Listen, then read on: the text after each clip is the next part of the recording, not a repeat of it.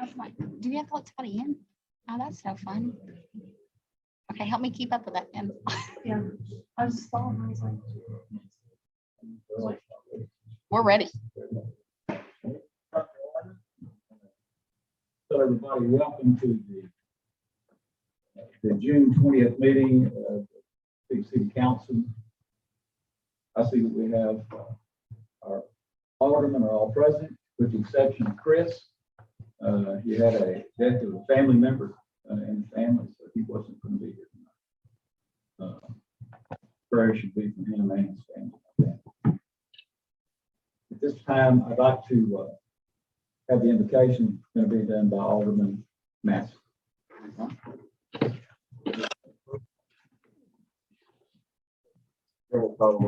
This day, we thank you for the time that we have with God.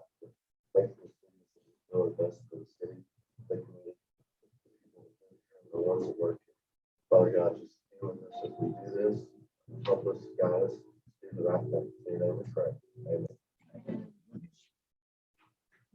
I pledge allegiance to the flag of the United States of America and to the republic for which it stands, one nation, under God, indivisible, with liberty and justice for all.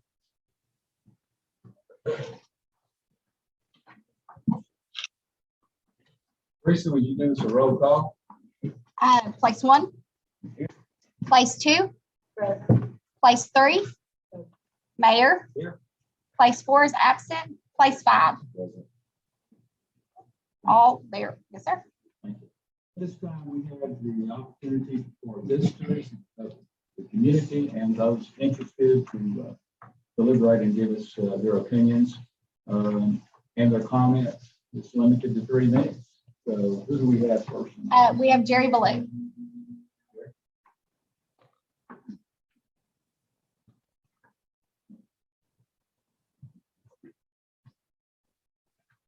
Good evening, my name is Jerry Ballou. I reside at 610 Spruce Street in the city of Teague. I wish to comment on 2 issues. Firstly, Mr. Mayor, as a candidate, you repeatedly referred to a quote parking lot, city purpose at a cost well exceeding $300,000. If we step across the street, we'll see a parking area, but we'll also see a big building with heated and cool areas in it that are suitable for offices, restrooms, employee meeting rooms, lunchrooms, and a place where workers can change clothes after working in city sewers. That building also has secure storage and 2 loading docks. Looking further, we would see 5 enclosed garages with overhead doors and 5 open bay areas for storing expensive equipment. And your description hardly does the property justice. I'm holding a readily obtainable copy of the real estate contract between the city and Harvest Management. And this document says the sales price for that property was $240,000. This could easily be $100,000 less than what you implied. So you are no longer a candidate. For the record, I'm respectively requesting that you practice due diligence in researching in the future to ensure that all your public statements are both accurate and true. Secondly, to the Board of Aldermen, the following are known facts. On the evening of May 12th this year, Mayor-elect David Huffman and his self-described team did organize, convene, conduct a private meeting that was attended by sitting elected officials. Fact 2, Mayor-elect David Huffman did invite a quorum of 3 sitting members of the Teague Board of Aldermen for this meeting. Fact 3, Section 551.043 of the Texas Open Meetings Act requires an official public notice to be posted on an official site 72 hours in advance of a meeting when a quorum or possible quorum of aldermen might exist. Whether the quorum actually materializes is irrelevant to this law. Fact 4, Mayor-elect David Huffman and his team did not post a public notice that a possible quorum of the Teague Board of Aldermen would be present at this private meeting. Therefore, I submit to you, the Board of Aldermen, and for the record, that Mayor-elect David Huffman and his team did in fact willfully convene and conduct a meeting that violated Section 551.043 of the Texas Open Meetings Act. Any action resulting from that unlawful meeting is null and void and has no legal standing in the court of law. As a citizen of the city of Teague, in this issue, I'm not requesting, but I'm demanding that Mayor Huffman and his team cease and desist from any and all further unlawful and illegal activity. Let me remind the board that each of you represents all 3,000 citizens of Teague. You have equal power and authority and should act independently. No individual alderman has power or authority over another alderman or the board. Threats to the board members by the mayor will do nothing more than create a hostile environment. And our city should not be subjected to such negative actions. Thanks, Governor. Thank you, Joe. And who do we have next? That is it. That is it? At this time, we had looked at going into an executive session for the EDC, but that's going to be suspended at this time at a later date in regards to some specific information that is going to have to be provided to the council and some more details regarding tax abatement and a few other issues on a negotiation that is currently going on with one of their interested parties. So that would be deferred back to the EDC, and therefore we will move on into the consent agreement and approve the minutes on May 16th, 2022 and May 17th on 2022. That will be for the board of Aldermen. As y'all look to approve the minutes that we've had on those dates. You seen those?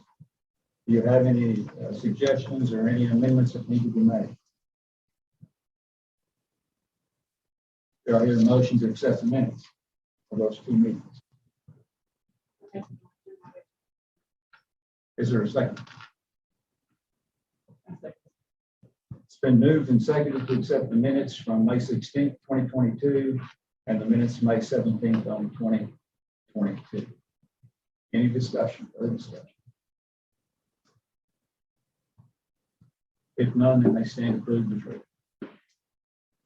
The accounts payable and payroll clerk registers for the month of May 2022. Can we take a vote on that? Yes. All those in favor of approving the minutes for May 16th, 2022 and May 17th, 2022, say aye. Aye. All those opposed? And if you wouldn't put it for that meeting. Are you abstaining? just- Okay, you're abstaining. Okay, you're abstaining. Okay. Motion passes and the minutes have been approved. Approve the accounts payable, payroll clerk registers for the month of May 2022. I'm sure most of y'all have already seen that in the packet. Are there any discussions on this, Alderman? Are there any questions you would have for Teresa or the accounting?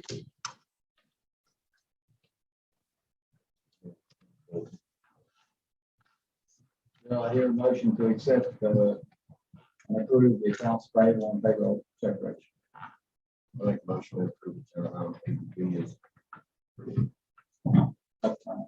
Is there a second? It's been moved and seconded to accept 8B on the payrolls for payable and payroll clerk registers. All those in favor signify by saying aye. Aye. All those opposed? Motion carries. And for financial statements for May 2022, I trust y'all have looked over all of those. Are there any changes or corrections that need to be made this time on those statements?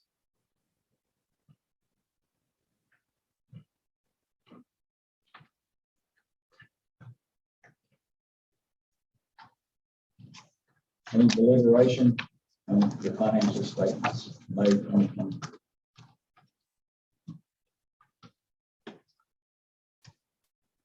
Is there a motion to accept? Mr. Mayor, I make a motion that we accept 8C, the financial statement for May 2022. Is there a second? Second. Motion to accept 8C, accept the financial statements for May of 2022. All those in favor signify by saying aye. Aye. Any opposed? Ayes have it, motion carries. We move to the public hearings, and so I'm going to read this one here.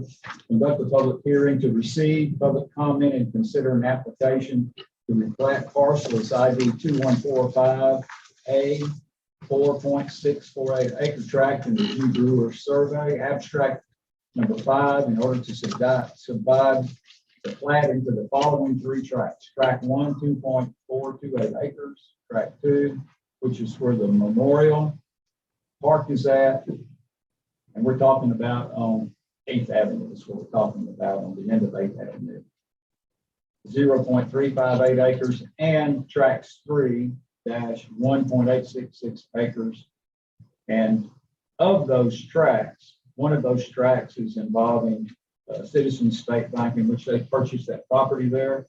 Of course, the memorial is already there, the military memorial, and of course, the TIG Alice Hospital District is there as well. And because we're doing this is because of the purchase of that property by Citizens State Bank. Y'all understand? Okay, all of those in favor of the public hearing that we've had and that's been read. Y'all have any questions on this? Any questions? Any photos or anything? So this is the public hearing portion. Oh, okay. Yeah, we're just going through the public part of it, we're going to pass it on and conclude, and then we'll pick it back up here in just a moment. Any questions on this at this time? If not, then we're going to close the public hearing and move on into old business. Discussion and possible action on the city's outdoor warning siren system. This is a system that both Aldermen Steve and myself, that we witnessed back many years ago when we were on council. So there is a move at this point to acquire bids, and some of these bids will be well over $50,000 for the warning system. And it will be one in which it will be an automatic warning system, be hooked up with our nationwide radar system, of which we will have it where it will automatically be triggered by them whenever we have any really dangerous weathers or possibility of a tornado. So we're going to move in that direction on that under the old business of trying to pick this up. So is there any discussion on this at this time? Any discussion?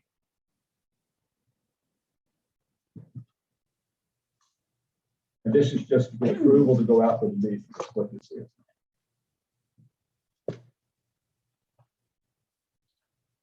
Any discussion on it? Do I hear a motion for a council here to approve and allow our city administrator to go out and pick up bids on the city's outdoor warning siren system, which is outdated? Yes, Mr. Mayor, I make that motion. Give her permission to go out and receive it. Is there a second? I'll second it. It's been moved and seconded that we allow city administrator to go out and pursue bids for the outdoor warning system, the siren system, which the one that we have now is completely, is outdated. And we need a new system for the city of Tig here for the safety of our citizens. All those in favor of this motion signify by saying aye. All those against this, same sign. It's been approved by all aldermen here. Motion carries. I think that's a good move, and the reason is because this money is it's just gone. You know, the only way that the siren itself could be instigated is somebody's got to get in a car and drive all the way down and hit it. And by that time, you might be the one being taken away by the tornado. So, it's just one of those things that it's time to move on. Under new business, there's going to be a discussion and possible action on the application now. The books, we just had the public hearing, and so now we're going to vote on this and move forward on this to accept this. Again, on the application to replat parcel ID 2145A 4.64 acre tract in the G. Brewer survey, abstract number 5, in order to subdivide the plat into the following 3 tracts. Tract 1 is 2.428 acres, of which Citizens State Bank have that one. The military memorial, which is currently located on tract 2, which is 0.358 acres. And tract 3, which is 1.866 acres, which is currently owned by the big hospital. Do I hear a motion to accept this? Mr. Mayor, I'll make that motion. Is there a second? Is there a second? We don't get that question. I'd like to Oh, I'm sorry. Yeah. I'm sorry, but I would like to ask to have you explain the diagram and what area is this gonna, how is this gonna affect the memorial park itself? Mayor, may I speak? Go right ahead. I have the plats here, but the memorial will stay, it'll be platted for its own. And then there'll be a portion for the business, and then the hospital district will keep a portion that they will still be operating. If you'd like to see the plat, I can present it. Want to see it? I would. Okay. I'll put-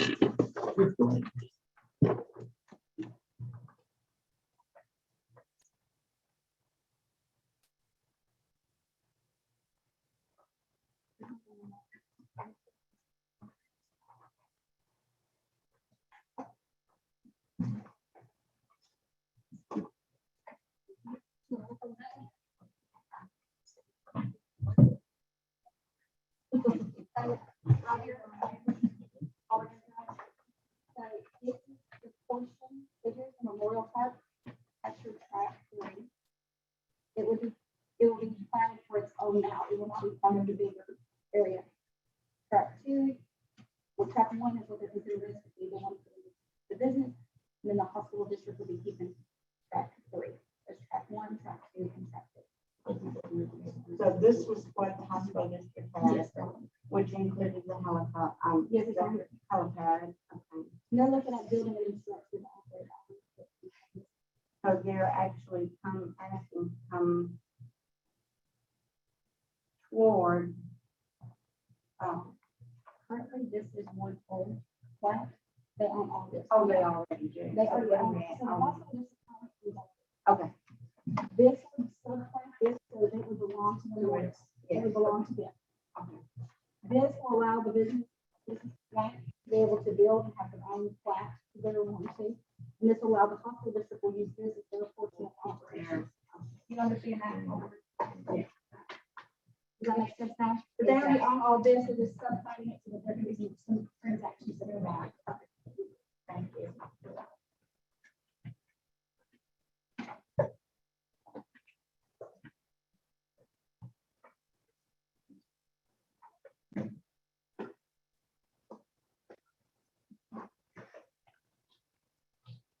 Any additional questions? They're all here, so they must be okay with it. I believe that's right. As long as everyone was in agreement with what the plat shows. Yes, sir, they work. At this time, we'll place this before the Aldermen. Do I hear a action and a motion to accept it?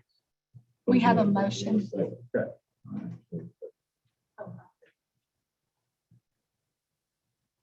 It's been moved and seconded that we accept 11A, which was the platting of the 3 areas that we're talking about, dealing with replatting parcel ID 2145, which is a grand total of 4.648 acres. All those in favor, signify by saying aye. Aye. Any opposed? Ayes have it, and that motion carries. The next is dealing with the Board of Aldermen and appointing a mayor pro tem. And do I hear any nominations for the mayor pro tem? For the mayor pro tem? I would like to nominate place 5, Ryan. Ryan Matheson. as Mayor Pro Tem. Is there any other nominations? I second it. Are any other nominations? If there are no other nominations, then we'll vote. By acclamation, I believe it's going to be Ryan Matheson. So, since nobody's running against your Ryan, so I don't know if that's good or bad, but welcome to the team.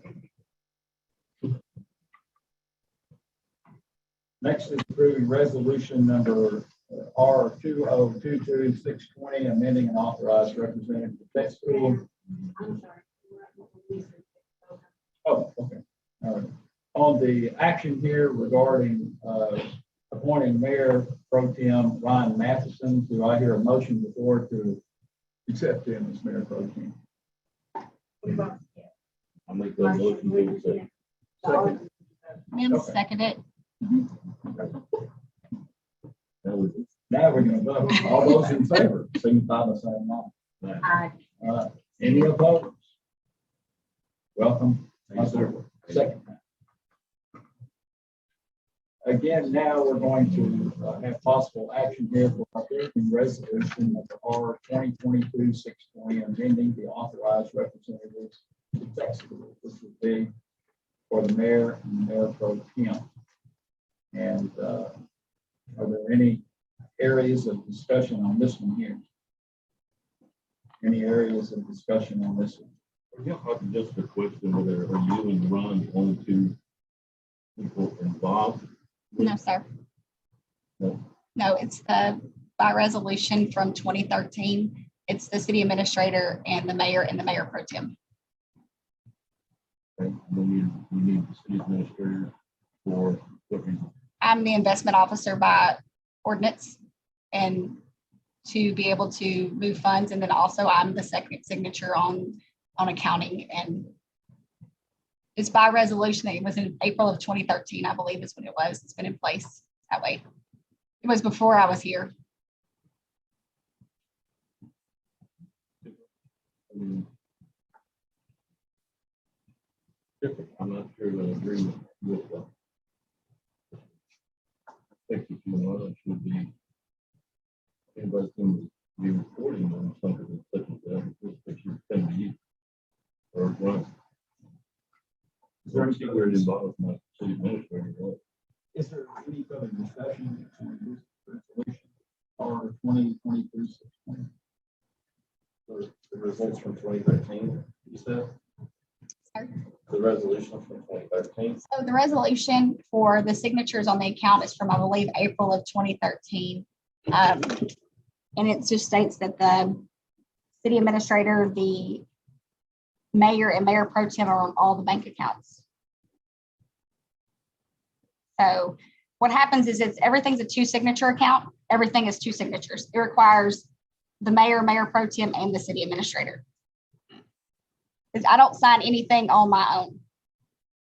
It requires one of them to sign along.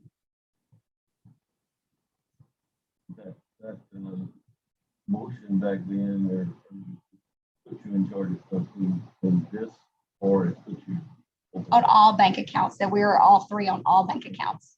Because it requires a two transactions. And also there's a time that there's not a mayor pro tem. In between, like this year, we didn't have a mayor pro tem for a time period. It's just the way it's how we have it has formally been done in the past. And the 8.5 years I've been here, that's the way it's been. And it was by resolution from 2013. And I can get that resolution and get you a copy if you'd like. The resolution is defining that there's three parties that are on the checking. Is that correct? That is correct. And then it also states that Sydney Long, who the lead who does the reconciliations every month, she has access to be able to get the bank statements to be able to reconcile the accounts, because we have to have online. We have to access Textpool online. you in agreement with that? It's okay with that scenario. Okay. Because there might be, we just had two, since this is dealing with the checking part of the city. If we just had two, Then at that point in time, if somebody was absent for whatever the reason, then we have that third one. And Mayor, also, when we had Mayor Pack pass away, we got stuck in a problem where we didn't have a second signature because he died and, he passed away. So, It's a good back. and everything's two signature, nothing single signature counted on anything. Any other discussion? No, I make a motion to For a second, for 11C? One second. Been moved and seconded accepting resolution of R 2022, authorizing representatives with the resolution. All those in favor, signify by saying aye. Aye. All those opposed, like sign. Ayes have it, and the motion is carried. Appointing the TIG municipal judge. This is one in which over the last few years, we've had a lot of individuals that have come and gone. There needs to be some consistency on this thing here, where if somebody who is appointed, it's somebody who's got experience and shows that the experience that it takes to be a judge and the terms for completing that. And so we're looking for those that would be a good municipal court judge for the city of Pig. Alderman, do y'all have any potential candidates for this? I do have one. I have a question. Did we not appoint Jacob? This is not what we appointed Jacob in the last couple of sessions ago. Would you like me to respond? Sure. Okay. Yes, that was because we had the absence of a mayor or absence of a judge, but every term, because of the type of city we are, with the election of the mayor has the, he then reappoints it. He can reappoint or appoint a new one, and then the council ratifies his appointment. And I do have to suggest another one. I think Shirley Lane would be a good one. She's been here before. Rock time with us. Get my parents. And the judge, I think she would be a good candidate.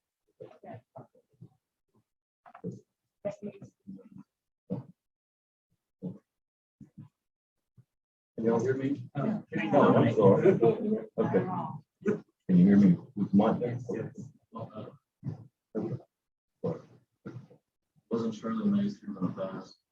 Yeah. She has been. Didn't she leave a lot of stuff undone? A lot of tickets and problems when she left? She went in her job thoroughly. And Yes, $800,000 of write-offs was done. We would need to probably seek, if for the rehire, we would need to seek legal advice from our attorneys because of the separation. But we don't even know if she's willing to come back because of the circumstances in which she left. Right? Would be a good question. You have, proper, documents showing that she didn't do her job and that all these tickets, got thrown away or whatever. Yes, ma'am. Our city attorneys came in and did a full audit. And the discrepancies of how our court was not operating as law prescribes it to be, which resulted in over $800,000 of citation citations had to be written off, and other discrepancies and issues that I prefer not to speak about because of the separation of employment in an open meeting. That's really news. Because Shirley's been doing this a long time, still out there today. No matter of fact, really for the surrounding community. So kind of odd that it takes a year to. It was discussed in open meetings and previous meetings with the Board of Aldermen. Well, under recommendation, I'll do it.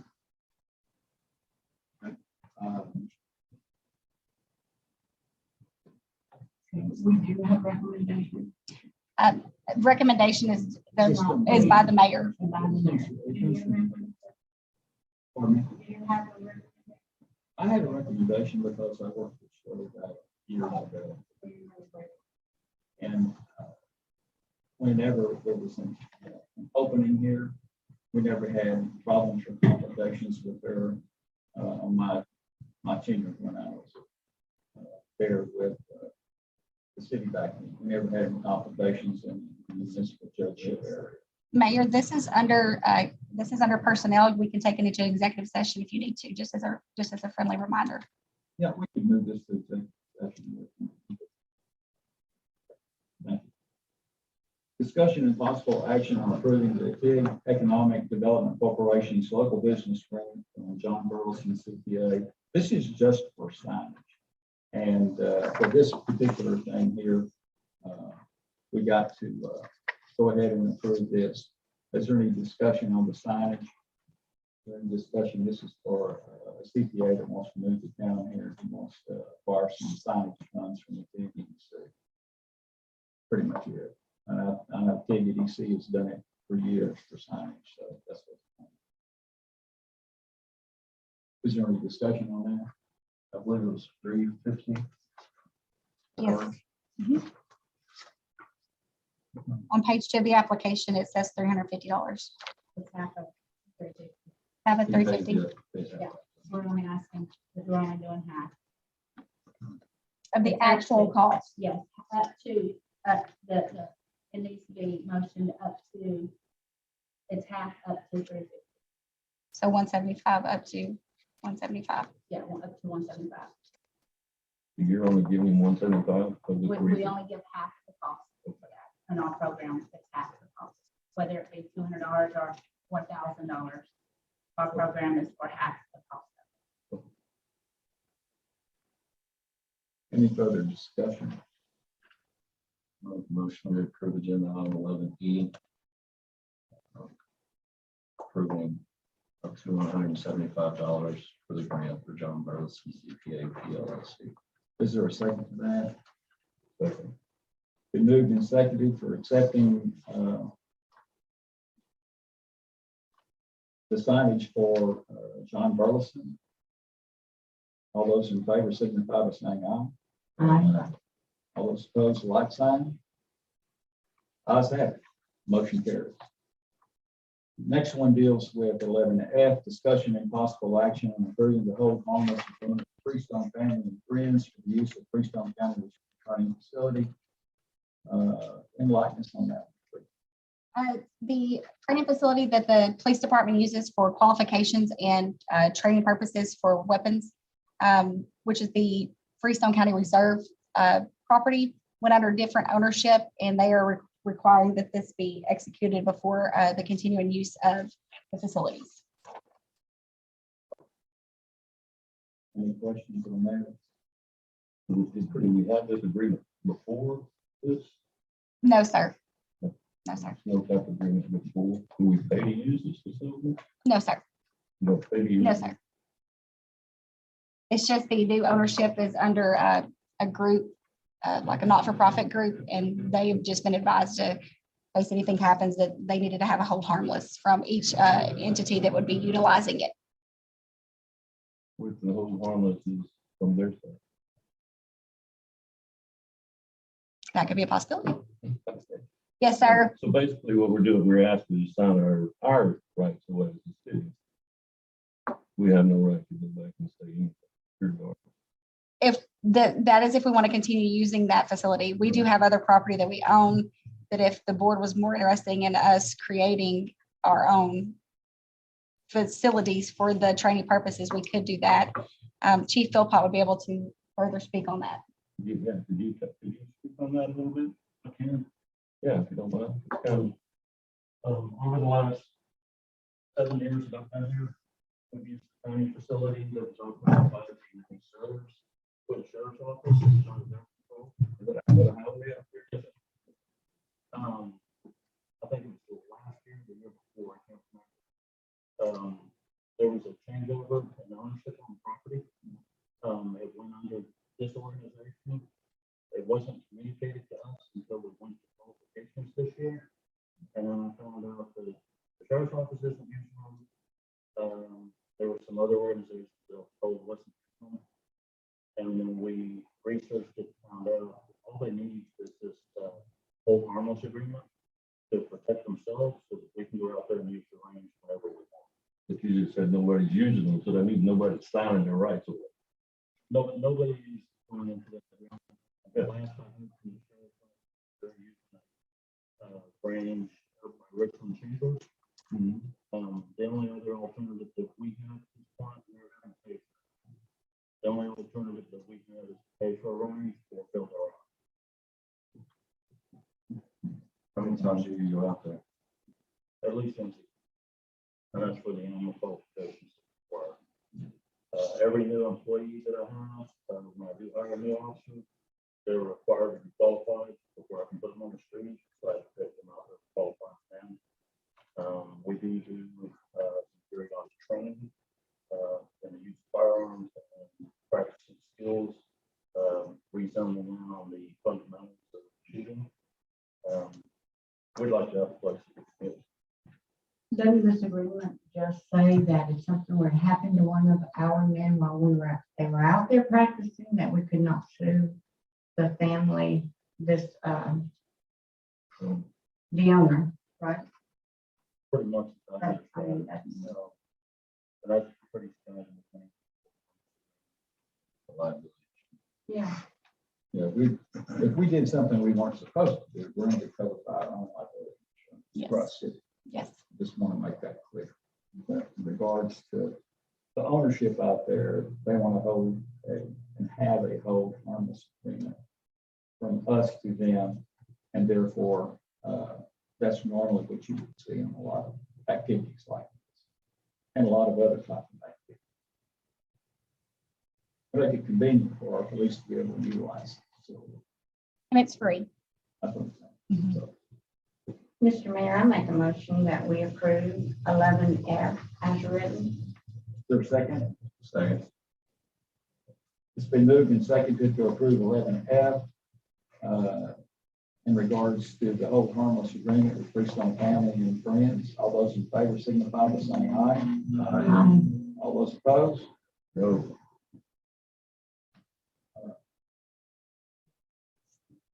Let's recount that vote again. All those in favor, raise your hand.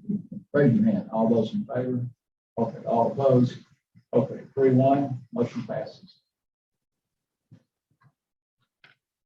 Next one, we'll deal with approving ordinance 2022-620 and ordinance amending ordinance 2021-9 to the city's budget for fiscal year 21-2022. And what this is, that we have got to add an additional $5,000. We're going to have to move it from one of our accounts to the library account.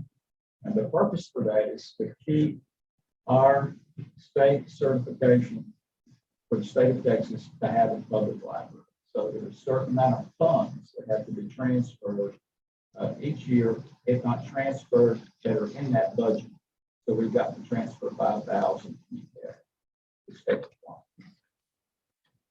So do I hear any discussion on this or a potential motion? How should we figure that out? So it's always been something in place, but due to funding that we have put in for like building repairs, those have been able to account toward it in the past. The prior year, we learned that we were able to do a COVID exemption. And so we were able to do that for last year. This year, we realized we were this much about short. She was not even aware that we had to contribute an X amount of money for, and it has to be certain ideas. That's why it's for office supplies, books and magazines, and public activities, because they have to be in certain areas that the funding has to come from. And so we all know we have to stay the same amount or more each year. So we will keep that in mind when we do budgeting. Now we know what that is. And you cannot count grant money, like the money that's the contributions we get from the county does not count toward that. So Motion approving the ordinance 2022-06-20, amending the original ordinance. Is there a second? I second. Motion on the floor been seconded in approval of 11G. Any further discussion? All those in favor of the motion acceptance for 11G, say aye. Any opposed?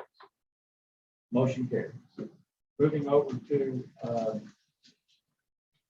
this will be 11H, discussion discussion and possible action on improving cost of living adjustment of COLA for the salaries for all city of Cleveland employees. Lisa, on this one, you can lead off. Mayor Huffman and I met regarding salaries of our staff and with current staff and we're really focused on our public works department. We have staff members leaving to go to other jobs, and we spoke about it. And Mayor Huffman, as I put in there, he's recommended that we look at our public works department and we change the base rate for new hires to $16 an hour. This is our public works guys. And after successfully, completing 1 year of employment, being increased to 18. But also speaking with him before the meeting, one of the things we were talking about is our current employees is in the public works department. Go ahead and bumping their rate up now accordingly. In your package, you were provided two things. One of those being the job classification and pay scale that was provided, that was approved by the governing body with the budget. But I provided you with a list of all the employees, their positions, their hourly rate, their date of hire, their last increase, and their future increases, and per our pay scale. We can really look at our public works department, as Mayor Huffman and I have been discussing in detail. We've had one leave, one's considering leaving, and that's going to leave our department their skeleton, working the skeleton leave. So It's important to prepare employees, no way we keep them is competing against those other cities. That's where we're losing our employees to these other cities. So we get them skilled and they take off and go somewhere else and they get a higher rate of pay. Something's been going on for quite some time here in the city, so it's got to change. Because if we don't, then the wheels are going to fall off, and then all of us aldermen have to pick up the next. So I don't think that's going to happen. I'm just saying. So we got to do something to stop this. Other communities have already responded, and they've responded back a year or so. So we have got to respond, and we have got to have an hourly living wage that we can provide to our employees. And if we don't do that, it's going to get worse. So we are at the dividing line. We've got to do it because other cities have already moved. And I believe that financially we're setting good, are we not? we are setting good this year. We're setting good. So this is something that we need to move on. And we need to move quickly to keep our city and our citizens that expect the services that we're going to get. Our citizens are our customers, and we have got to give them good service. And we can't give good service if we don't have any employees or there's a shortage. So we need to move on this. This is my personal opinion on it, and I feel strongly about it. Otherwise, I wouldn't have done it. And a sister city, Fairfield, they recently at their meeting in May, they did a cost living raise across the board for all staff. They did 5% for all staff, excluding the police department, which they did 15%. So we're competing with them also. So Question on that, you mentioned two, one leaving and one anticipating leaving. Is this price increase hold? it did not. Is it enough to hold? The last one we did talk to, he appreciated the opportunity, and he said he would have stayed if he didn't have, his family wasn't looking to relocate into the area. The current one that's looking to leave, Jacob would be able to probably explain better. He's had direct communication with him regarding it. He's looking for more money and all his insurance. And it's the other kid coming. And that's what he's looking for. That's the big thing with most of my employees is the pay raise and helping pay for the benefits. So they're aware that we are looking at a pay raise right here tonight? Okay. Does that hold? Hopefully. Depends on what y'all approve for what current employees are already making. If you set the pay raise, what you would bump up the current employees. What else? Any further discussion? I have one question. I know we're talking about the street work and all that, but this also goes for like the clerks and office as well. You would, so if you did a cost of living raise, a COLA, we call that COLA, cost of living adjustment. If you did a cost of living, you would look at that. So you can do that, or you can do it all the way across the board, or you can zone in on certain areas. This is kind of just whatever y'all as a board feel appropriate for tonight. And we can look at part of it tonight and then bring the rest of it back during budget. We are in budget season. It's, yes, we made it open for the aldermen how they see fit.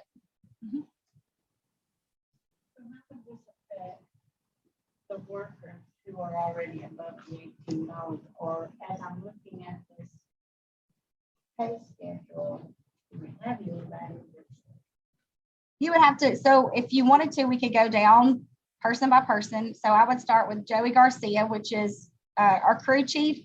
He currently is the supervisor of the guys in the field. He makes $17 an hour. So with that one, you would need to look at adjusting him. more than just $1.00?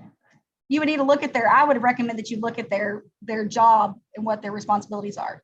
And Jacob and I can assist with providing additional information if you need it, if you have questions. So tonight, what are we looking at? We're looking at just approving, or looking at what the utility guys. For sure, They for signed sure. moved into. Well, for sure tonight, because these are the guys that keep us. They They keep us exactly. well. Yeah. So yes, we want to move in that, but we also want to look at our other employees as well. And I know that there's several other action items that's going to come up here in a little bit, dealing with some additional benefits that they're going to receive as employees. But we want to go ahead and tackle this one first, and then we're going to talk about the other two benefits that are going to be structured, that they would receive from the city of Tig, but the city of Tig will cover that cost, which would hopefully keep them here, because normally they would have to pay for that, but we're going to do that. We're going to address this item, which is the hourly wage. That's what we're addressing. How much more is it from, up in the price? I will say that our current budget right now can sustain and be able to, because due to the short of staffage, the current budget would be okay. With knowing what we have to look at going into, we would be able to have better guidance on where the budget's going to look at next year. The thing is, though, if we don't, our public works, I'm not saying in every department, every job, every position needs to be looked at, but Jacob's losing, I mean, we're frailly working, so we got to really focus on public works right now. And they do have, they've had some rough areas and jobs and the lack of maintenance, and they're having to get in there. They're facing some tough jobs right now. And so Mayor and I have met multiple times over this one issue. And you could do this in multiple steps. If you want to look at a cost of living adjustment, and then you want to look at what the rates are.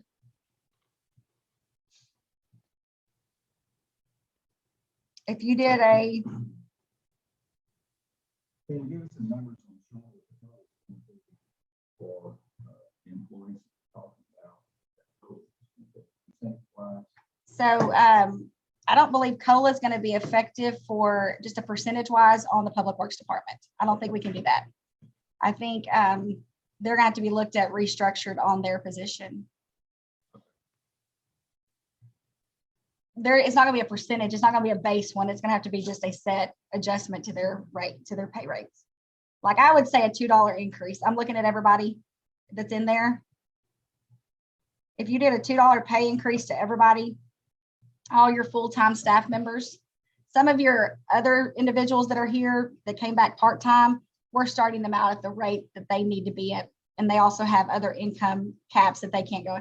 If you're looking at your full-time ones, if you gave a $2 pay raise to all current public works staff, that would keep everybody going in that future. You want to have employees making higher than supervisors.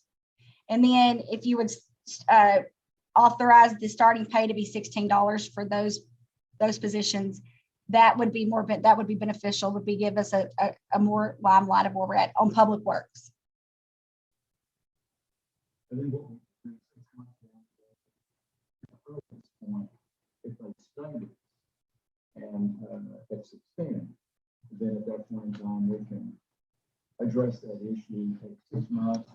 I would hope it's 6 months. If we see that they're gonna make us a good employee, and then we can talk about moving them up $1 per hour or 2, depending on certain variables.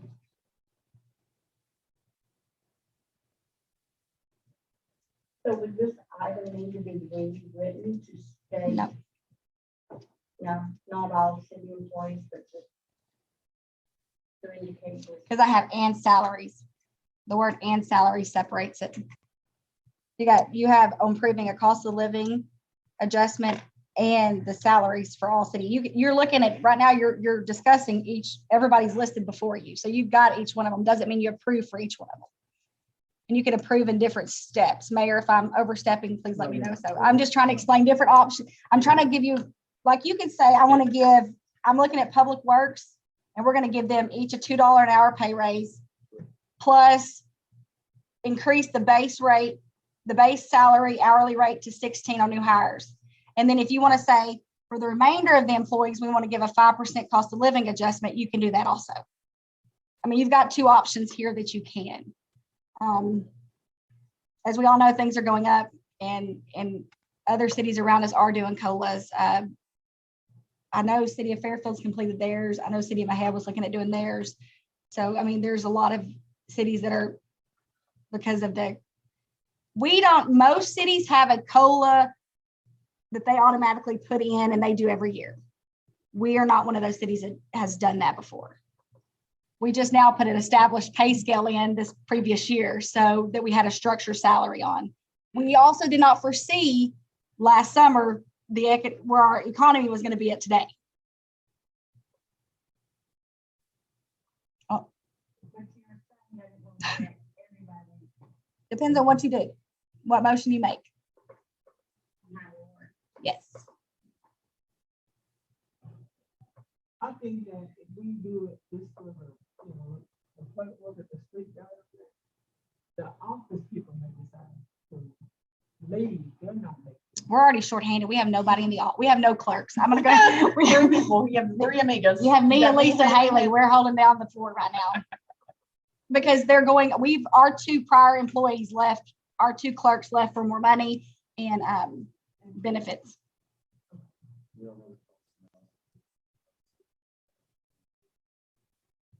I can tell you real quick. I can do it real quick. Would you like it?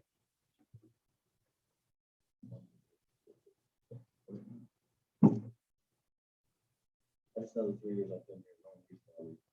Had money rolling over. That's been full staff. But if we balloon this up so much, we don't even have that to roll over in the reserves. If you don't run something up, you lose everything. We can sustain it. I mean, I can't do that. I mean, if I gave you, I don't feel comfortable giving you a secure number now because I need to get I can go get my 10 key and do it real quick if you would like her to. Would you like for a second to grab a 10 key for me? She's gonna grab my It would be good to know what it's going to cost overall. Okay.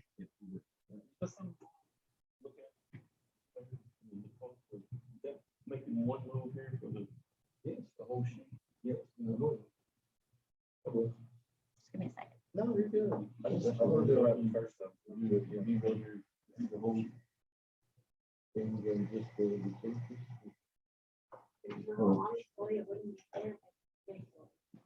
I mean, it was brought up on, it was brought up with that's why I'm asking you. You know, we make one shot, we're gonna do it all, or bring the other back in later. Take that. I'll take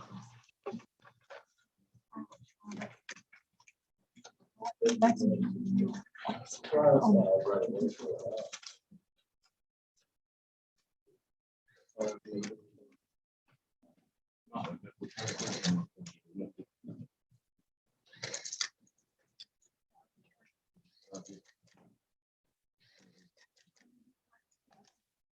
just the paper route.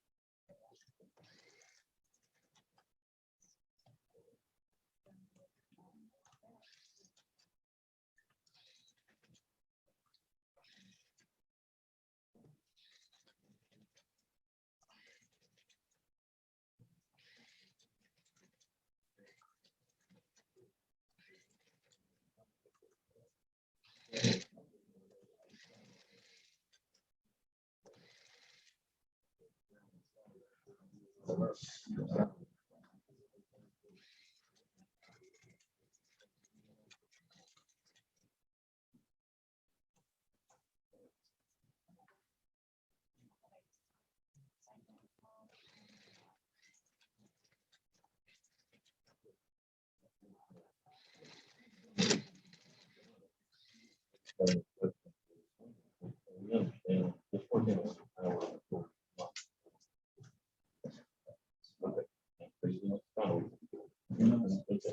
We're not raising the ones that are.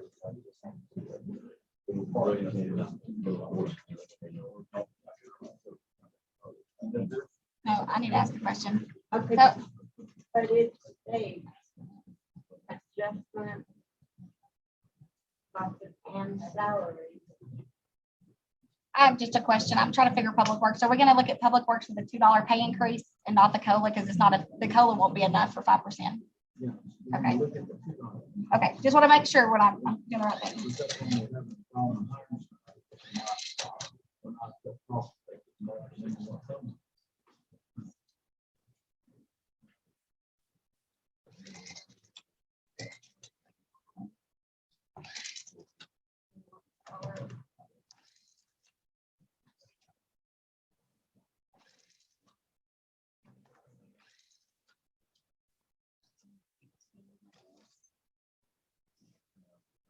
I feel like that question needs to be explained.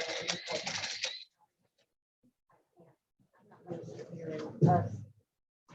We can't discuss it. You see what I'm trying to say? But you want to take that question. City manager.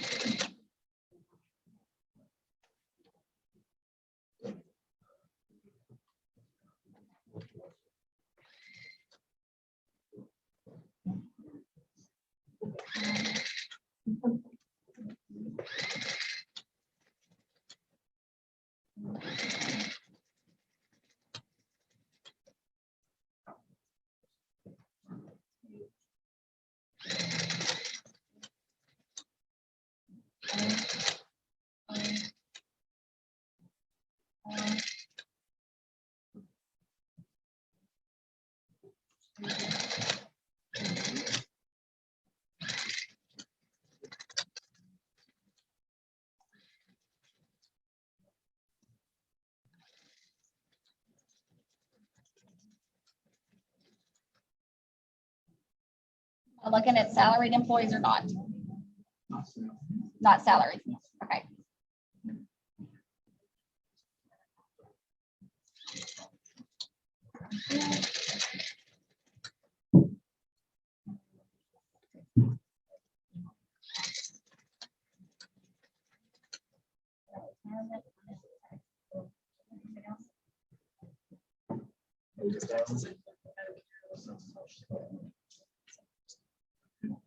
I'll come up with a number.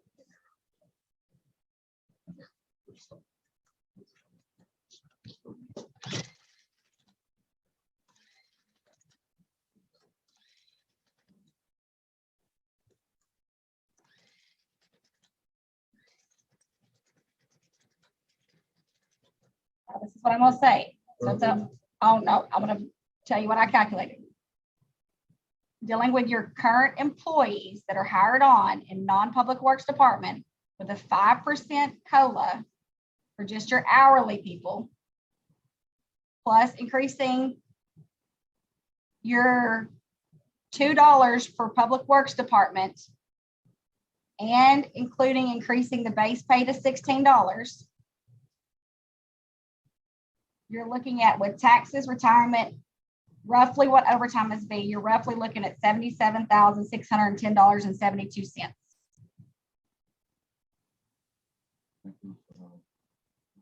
That is a year. That's a whole complete year. That's if you're in addition to what we had. This is what the additional money we would need. A good estimate, maybe doing it on the spot, is you're looking at about $78,000 more dollars. You did a 5% for your hourly employees, excluding public works, which would do a $2 increase for current employees and then do a up to $16 an hour for base salary hire on. Additional money, this would be split up between the two different funds. You have your utility fund and you have your general fund. Not all that would be split up in different areas. And those, just so you understand the different, like what the raises would look like, what the cost of living would look like. At a $12 an hour person, which is like what your office staff start out with, that's a 60-cent increase, up to somebody who makes $21 an hour, like our sergeants, it's a $1.05 increase an hour.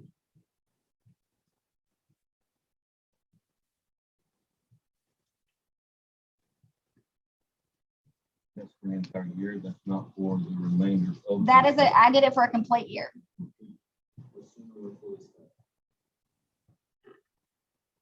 Yes, for additional money, for the additional, yes. I feel good on my numbers. I always feel good on my numbers. I feel good on my numbers. I do them on the spot in front of everybody. I feel good on my numbers. So that is correct. And that's just giving a cost of living adjustment right now for hourly only, and the $2 increase for public works, and increasing the base pay for public works to 16. We could readdress it during the budget workshop. And you can see it as a more clear picture. And I can give you more numbers in description. I have a calculator tape I can explain to you, but All right, so I'll make the motion to approve agenda item 11H with a 5% COLA increase for the departments, for the hourly wage people. Public Works, $2 raise, plus the starting pay would be $16 an hour for the Public Works department.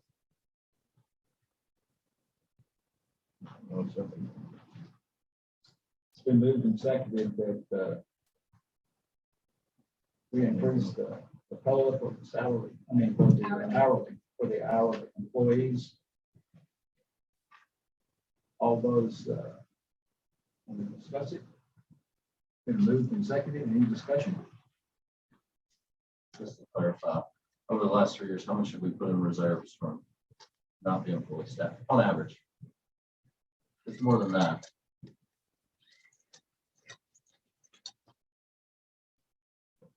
$250,000. We're way below that. So anyway, we're sitting, I think. Any further discussion on this? If none, we'll go ahead and vote. All those in favor of the motion, support, signify by saying aye. Aye. All those opposed, like sign. I say that the motion carries. Moving to 11I, this will be dealing with discussion regarding health, dental, and vision plans, which is currently to the TMLX health benefit pool execute the agreement. Teresa, you want to lead off? Yes, sir. So what this would be is our. So currently would be keeping our same insurance policy, which is what the employees had. There will be an increase for the insurance, but we saw a very small increase, which was not compared to what other cities received. Because TML does use your claims as part of your calculations. But also so it'd be approving to stay with our current insurance plan. And then also what I would, the only additional thing that we are asking that the board consider this year is to pay for changing our vision and dental options. TML gave us different options this year for dental and vision. We get a better deal if the employer pays for it. And so I calculated, if we went for the same plan we have and we did employer paid, we're only increasing, if the employer pays for the insurance on the dental, we're saving the employees for that $4,100, okay? But the city would be expending $17,500 for dental and vision. So I'm recommending that we go with the current medical plan, and then on the dental and vision, that we choose to go to the employer paid, and do it by the option of the employee gets to pick. Like if you're, like, you don't have to just do employer and employer family. They can pick if it's just employer, employer spouse, or if it's employer, employer's children. And that's one thing that Mayor Huffman and I discussed, is that we would be able to, it's another benefit we can provide to them that would try to entice getting applicants, because we've tried sign-on bonuses and all, and you just, everybody wants to know insurance. What am I going to have to pay for dental? What am I going to have for vision? What am I going to pay for medical insurance? So those are what we are asking for. Any discussion? So, you know, not 17, but 17,496. that's an increase. Well, it would be a benefit that we're providing to all staff, that the city would be paying for it starting in October 1st. No, we have to pay it. The employee pays it. But it's it'll save $4,100 overall for the employee, because it's cheaper if the employer pays it. And then if the employee pays it. They're trying to get everybody enticed over to get an employer paid, is what TML is doing on their dental and vision. And vision is only going to cost the whole city very little. I think it was not even that. It's right here. I think it was $4,100. Yeah, it's $33,2640. It's pretty much for if we pay for the vision for the employees and their families, it's about $3,400 a year. October 1. But we have to have this turned in this month to our elections of the elected policies this month. We have to have turned back into TML. And for those who weren't on the board last year, we did hire a benefits consultant. He went out there and the employees wanted it. We listened to employees. We paid $12,000 to find out we had the best insurance. They couldn't even touch ours. So we discontinued his service after that. So, but we did go out there and see if we could get any better, and we couldn't. Any further discussion on it?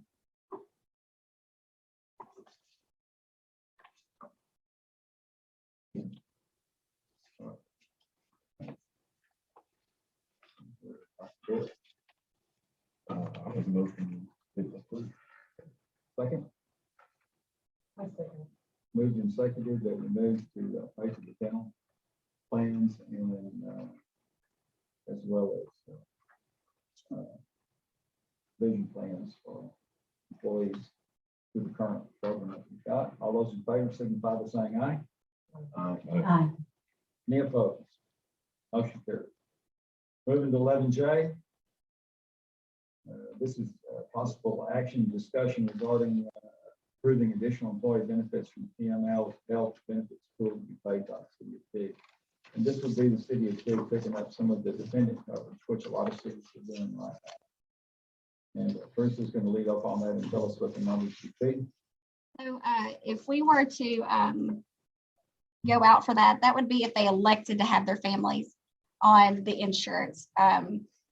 Mayor Huffman has discussed, look at as requesting that we would look at this, if the city would consider 50% of the dependent insurance. That will be a big toll for us to take on too. If they put their whole family on, it would be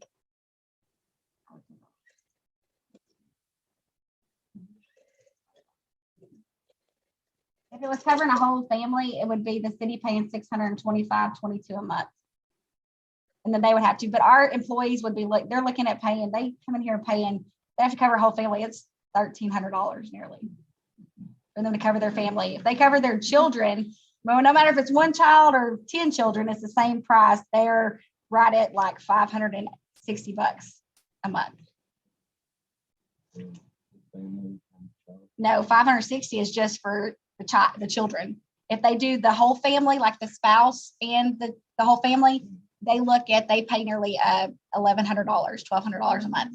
So they work to have it, they don't even get a paycheck, pretty much.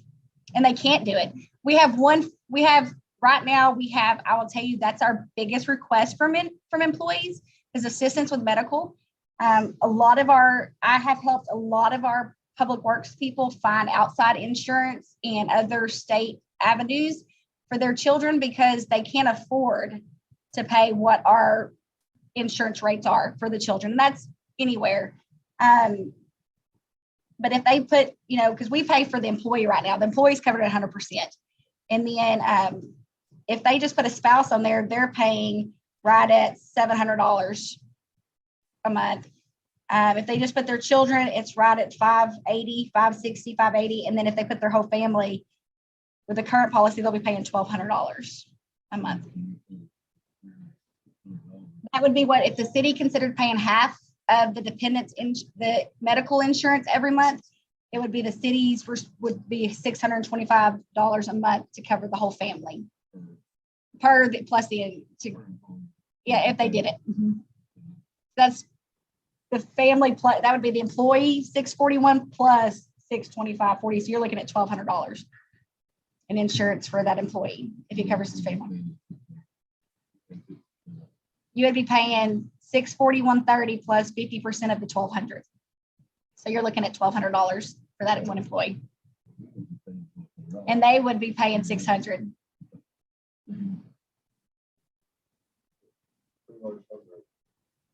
It is. And I cannot tell you how many people would elect to be on it because so many don't elect to be on it because of the cost. I think currently we have one person who covers anybody else. We have two because we have three with the benefits on them. So we have three right now that cover children and our spouse, our family. So if that's medical, I'm asking. Yes. Okay. I'm just wondering how where's the enticement to where? So we have some of our public works department has left. Our most recent one that just left is the employer that he went to was going to pay 100% and the insurance of his family and him.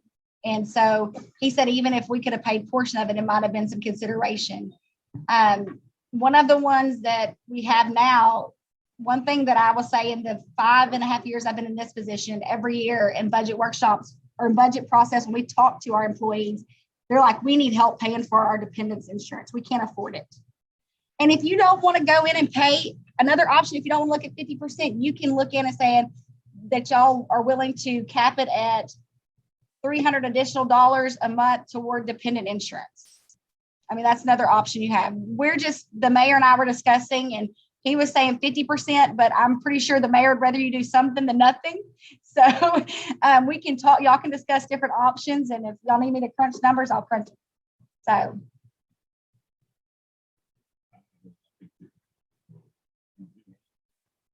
You're gonna have to make some kind of increase here for these employees. Can I ask a question? Let me just bring it up. So we now are paying the employees insurance. We pay the employees insurance. Medical. Medical. And what we're discussing is now also paying possibly half of spouse and children if they choose to put Yes, their ma'am. spouse and two children on the insurance Yes. with them. Yes.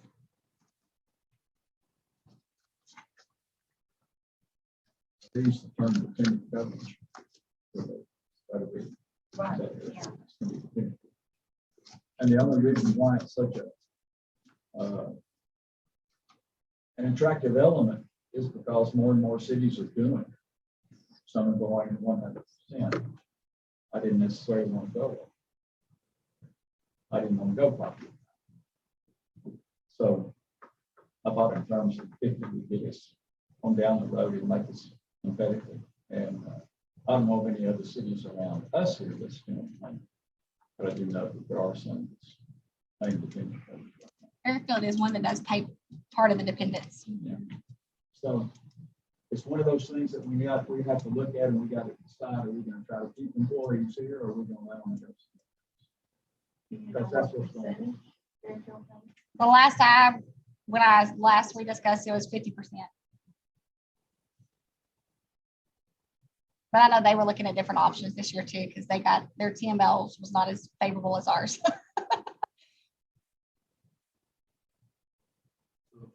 That's $650 more out of our pocket, How much? 140. If they choose. Like I won't choose my kids because they're adopted get a benefit from the state of Texas that I wouldn't choose to put mine on there.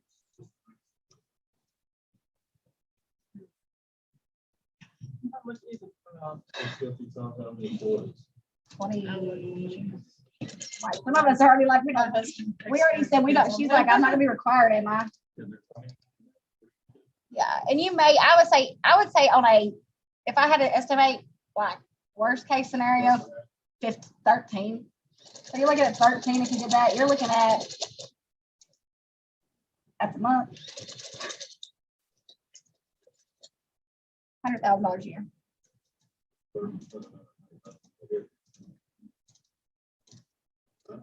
Yes, sir.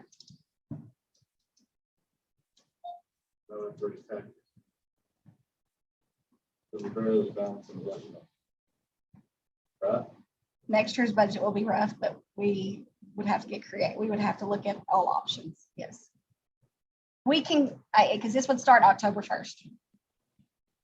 But also how are you gonna, I mean, I understand financially it would put a strain on it, but also if we don't have staff that can work, I really don't know how many would put it on there.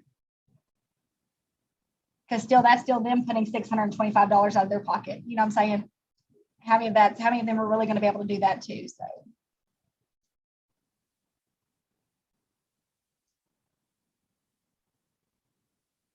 It's a hard decision for y'all to make.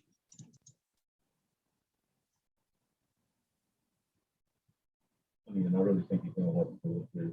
You're gonna have to be competitive with salary, insurance, benefits for employees.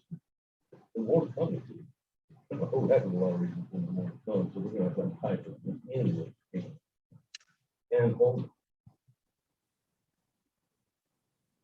It's gonna be a tough place, We're probably going to have to dip into the reserve. but I'm not very, it's gonna be tough. For employees. You can't hire. I mean, we will look really good on paper when we go to advertise. I'm not gonna lie. I mean, I don't know about them, but I'm looking back there. We could probably get some good advertising on getting some decent applications. I'm hoping it would be a good way to get some decent applicants.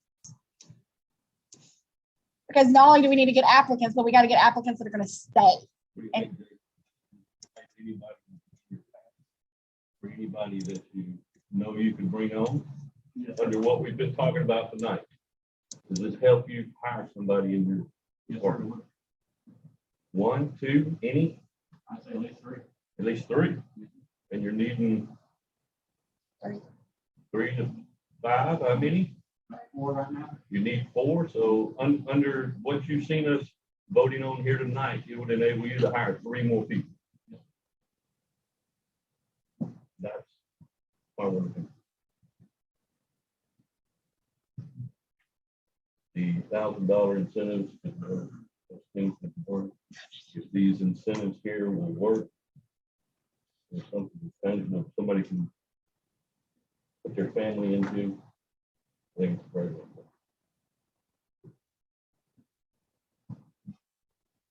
Keep our city owes it for our employees.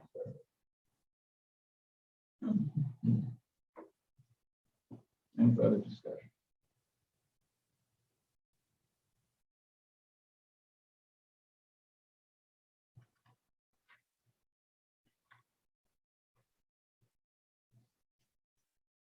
Yeah. I'll make a motion to approve. In form of a motion. And I make a motion. Is there a second? 50%, can I get a 50%? Okay. Is there a second? I second it. Feel like that's going to help, bring, people to come to work, the pay in the insurance, gonna make a, amazing difference. I second. Been moved and seconded. Any further discussion?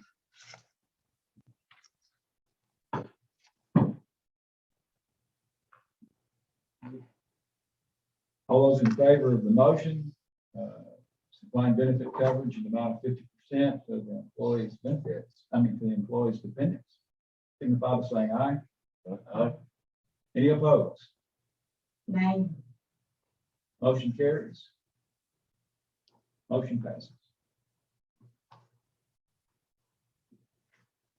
Next will be the discussion and possible action on establishing a part-time position of a community liaison, establishing rate of pay, and improving the job description. Teresa, you want to carry on? that? Yes, sir. I don't have a job description written out quite yet. I would ask if y'all do approve this position, that the mayor can help assist with writing this position, writing the job description. But the community liaison would be a position that would be, right now, our police department is handling code enforcement.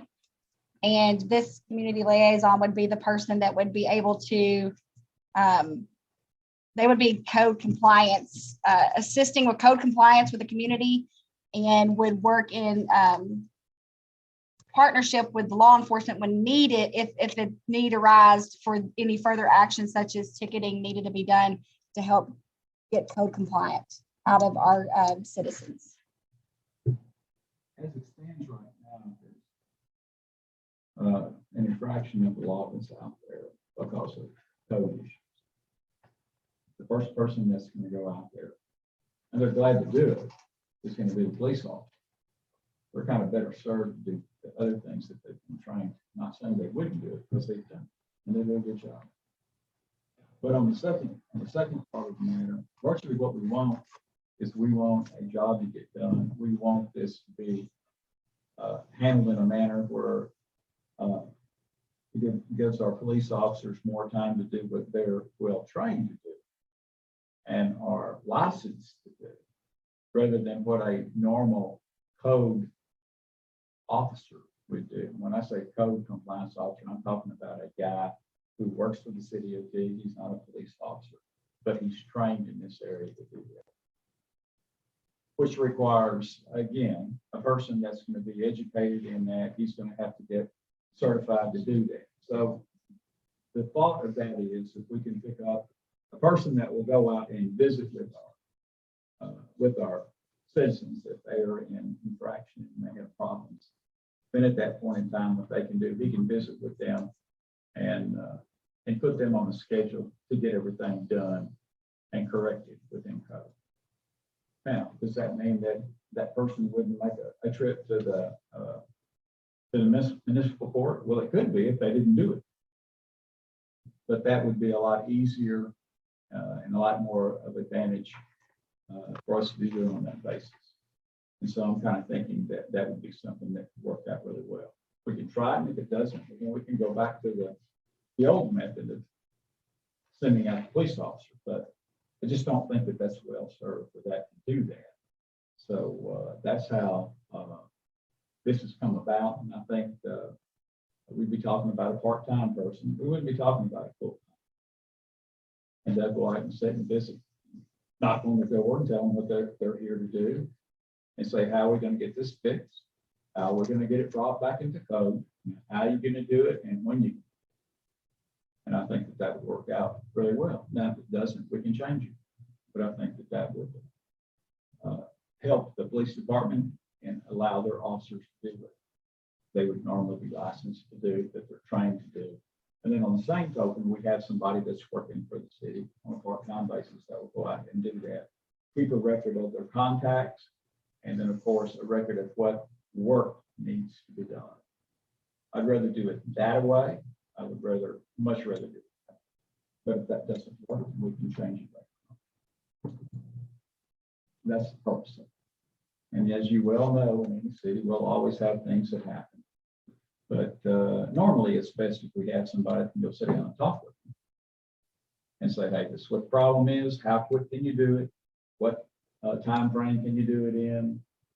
Let's get this done. And then they would go back and visit with them and say, okay, well, we're almost there. We need to finish it. I believe it will work. I believe most people are responsible. Sometimes they get a little lax, but they can be persuaded in a friendly manner. Because we all live in the same community. Rather than with the police officer going out there. He would do it, but again, they'd rather be doing what they're trying to do. So may I ask a question? Haven't we had code enforcers, officers in the past that we were unable to keep? And is it not true that the only reason the police department have this assignment now is because we were unable to hire a code officer for any length of time? That's accurate. And our last, was it our last one that got ran off because people were threatened to shoot him and kill him? Yeah. Unbeknownst to us, you get threatened by people. I Right. didn't say anything about it. Like, Yeah. Right, so this is not something that we want our police officer to handle, but it's been no choice in the present time because we're unable to find somebody that is willing to take that job. So this position that you're referring to, what qualifications would that person, would we need to do? What qualifications would that person have to have? I mean, you don't want just your local neighbor to go over and, you know. And you're not gonna find a licensed code compliant. You're not gonna find that's where you call a code enforcement officer. To be an officer, you have to have so many, you have to go through training and you have to do your internship under the police, 1 year under like a police department. That's where we have a problem. But I believe as the community liaison, they would just, so what ordinance also says is that any person that can be appointed to help enforce codes, when we tell somebody that they can't do something, if they come in and want to do something on their property, we're enforcing codes there. So it would just be somebody who would have customer service skills, first of all, but also be willing to accountability.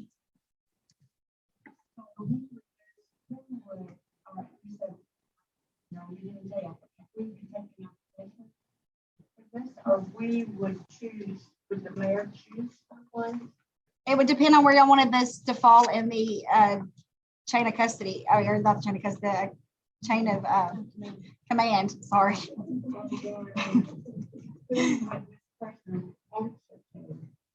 Would he answer to the chief, since the chief is basically whatever he concludes, it's gonna then be on you, right? If it's, it depends on how it's set up. well, that's what I'm asking. That's how y'all have to discuss and come up with that today. I think you take that person, you set that person up where they're not working for the chief of police, they're not working they're working for the neighbor. Well, he wouldn't be working for the chief of police, but he would, if he was unsuccessful with whatever he was trying to succeed to do, then the next step. That is next step. Right, so, Code compliance usually falls within the police department, if that's what you're asking. In a normal Yes. city, it does. Code compliance is part of the law enforcement department. I will say that is normally where it falls into. Just in a general question, just in a general setting. When you go look up, when I was looking to do, it either can fall code enforcement or it can fall under building inspections. Those are the two departments it falls under. Code compliance comes either building inspections or it comes under law enforcement police department.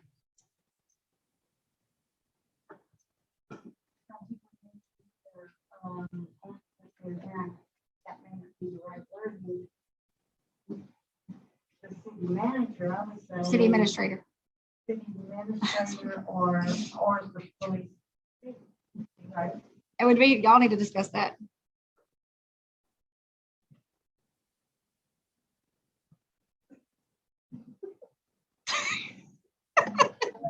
Let me lead off on this. Let me kind of lead off on this. Well, if you have something there, I understand, but then what action can the mayor take? Is the mayor able to take any action? Asking to the mayor is informing of what's going on, how he's doing. Here's my worksheet. This is where I'm at. This is what I'm doing. He doesn't need to involve the chief of police until we get to a position of These guys ain't doing what you're told. So they would be a department head is how he's explaining it. He would be in the line of the department heads. Is that how I'm understanding it? He'd be his own department kind of a thing. Sure. Yeah, okay. He doesn't keep it sweet. He doesn't need to be bothering her with whatever she's got to do. He needs to be his own thing out here cleaning up our city. One of the biggest things that we've had complaints about the city is clean it up. Clean it up. And we've got code compliance out there, and it takes time. So that's time away from those guys out there working. And I looked on the sheet, when you get down to code compliance, it's like a mile long list over here in code compliance. They had to go. Yeah, so we got one guy we can put out here 40 pounds. If he gets in trouble, he can go to chief. If he does get in trouble when he gets everything handled, we have no need to involve the police. The police can always write a ticket in regards to health issues in the city of Pig and health issues by the state. They fall under the code requirements. And they can always issue those tickets if they want to. But we're just trying to make it a little bit easier for people to move in the direction rather than trying to hit them with a 2x4. But sometimes that's what it takes. Sometimes that's what it takes. And, you know, when you get one like that, then that's what you got to do. But most of the citizens, I think, if they would be a little bit lenient and doing what they're supposed to do, with a little general persuasion, they can go ahead and move in that direction. And that's what I think. Now, I know that code compliance officers, as we call them, you know, once they get certified, it takes a while for the certification. And at the same time, once they get there, and they can pretty much decide where they want to go to, because there are always cities looking for this. So we may not be financially to be able to hold them here again, like we've been having problems with our current employees.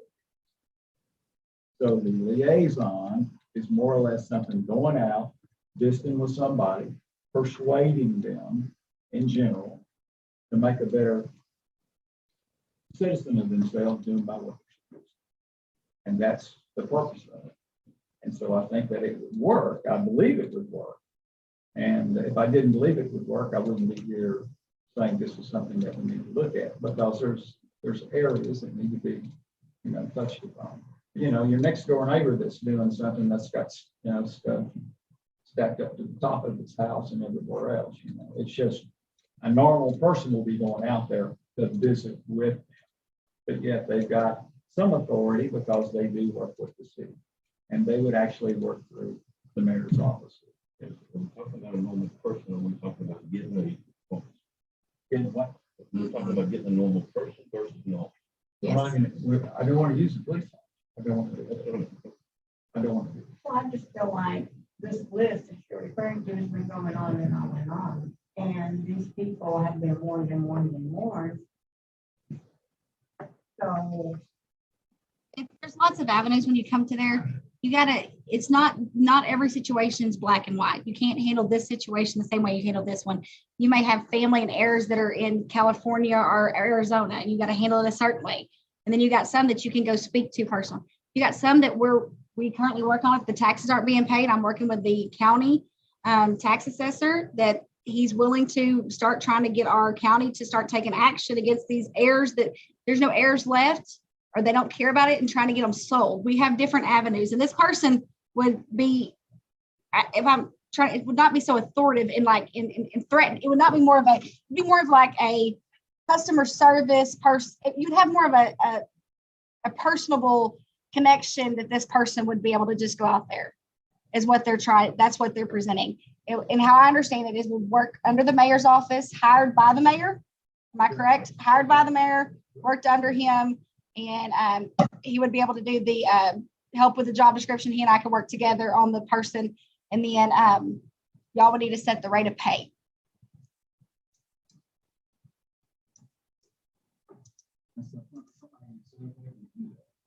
What's the rate of pay? The rate of pay on an annual basis would be part-time would be about 20. So be about it. $20 an hour. No. And It's the. I mean, if you're talking about an individual, I mean, personable. Yeah. Right. Like, Mike Gregory. Mike Gregory. He, didn't want to give us a copy. Yeah. He would do something like that. And he would do that. He knows how to talk to people. He's been around here a long time. He knows the area. He knows what we're talking about here.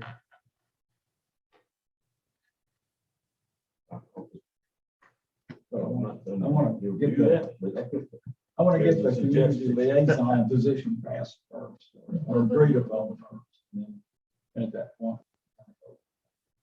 But that's the approach that I would like to take in the city. And then that way, if there is problems, and there could very well be, then we can go ahead and pass them on down the line. But we don't have to hire an actual code enforcement officer that's certified by the state of Texas. We don't have to get them certified and pay for all that certification to get them there.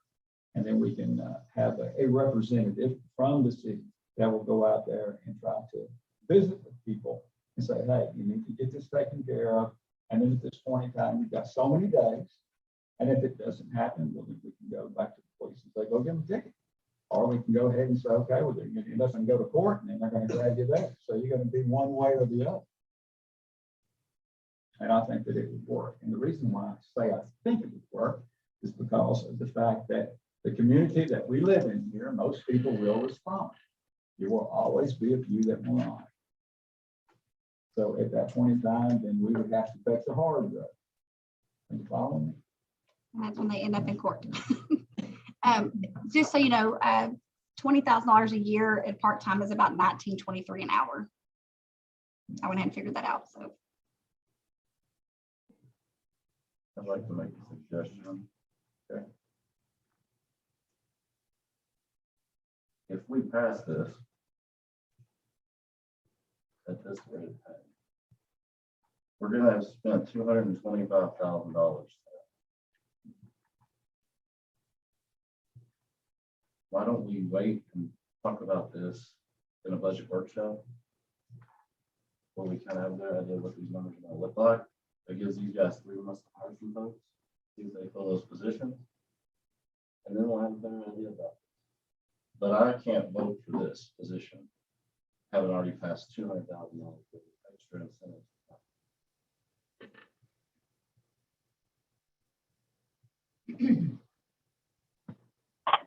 Thank you.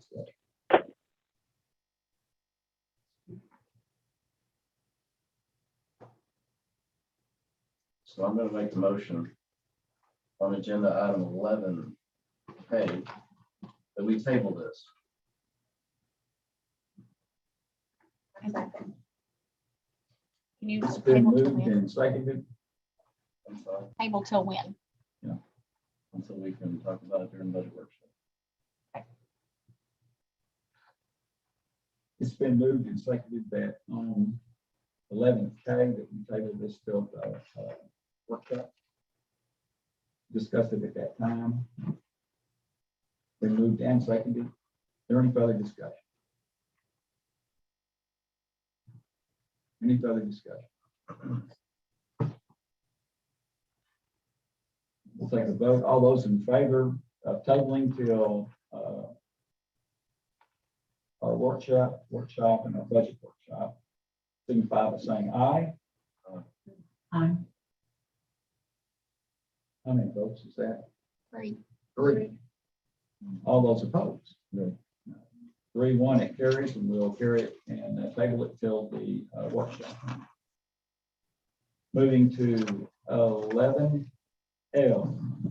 This will be possible action on modifying current permitting and inspection requirements as prescribed by the City of Pig Code of Ordinances. And on this one here, currently on the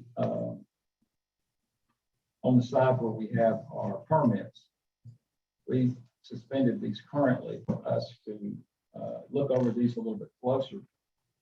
And I think that on that one, we should go ahead and table this one and move it over to our next meeting that we would have.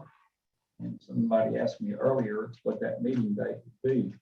And I believe that meeting date would be somewhere like July the 5th, which would be in 2 weeks.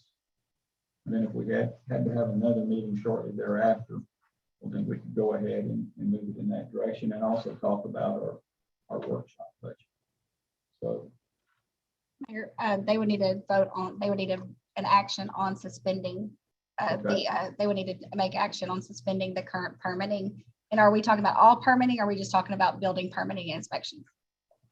I think all parts of this time, because you worked at that. list Yes. regarding the Mhm. fees and which we discussed. All that at one time. So Yes. just suspending them, that would be, Yes, so we're talking about, at this time, suspending all the current permits as well as, looking at the inspection requirements for these permits.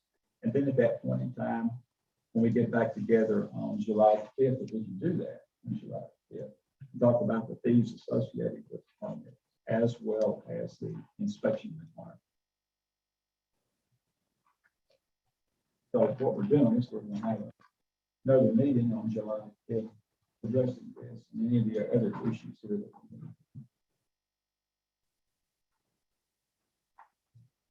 That'd be on July 5th, that'll be on Tuesday night, right after July 4th.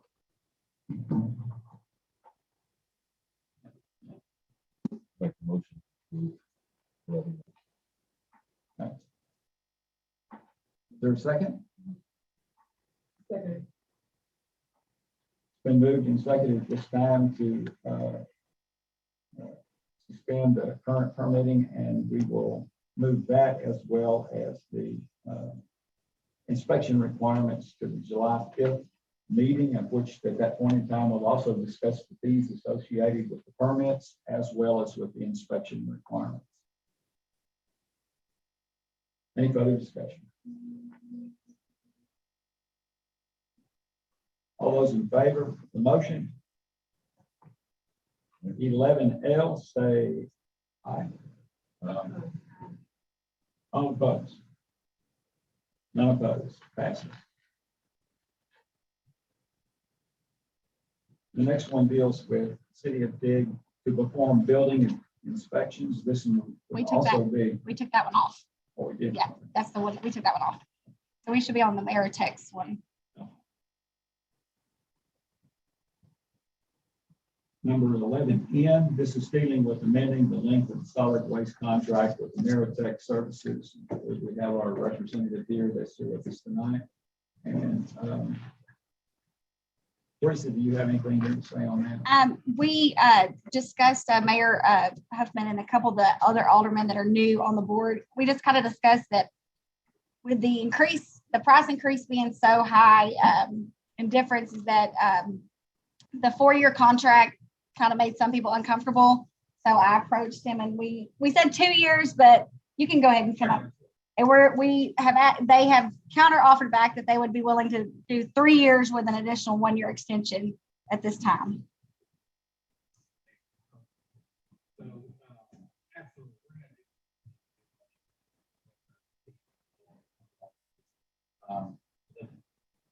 Like you, but council, we want to make sure that as I was sitting here listening to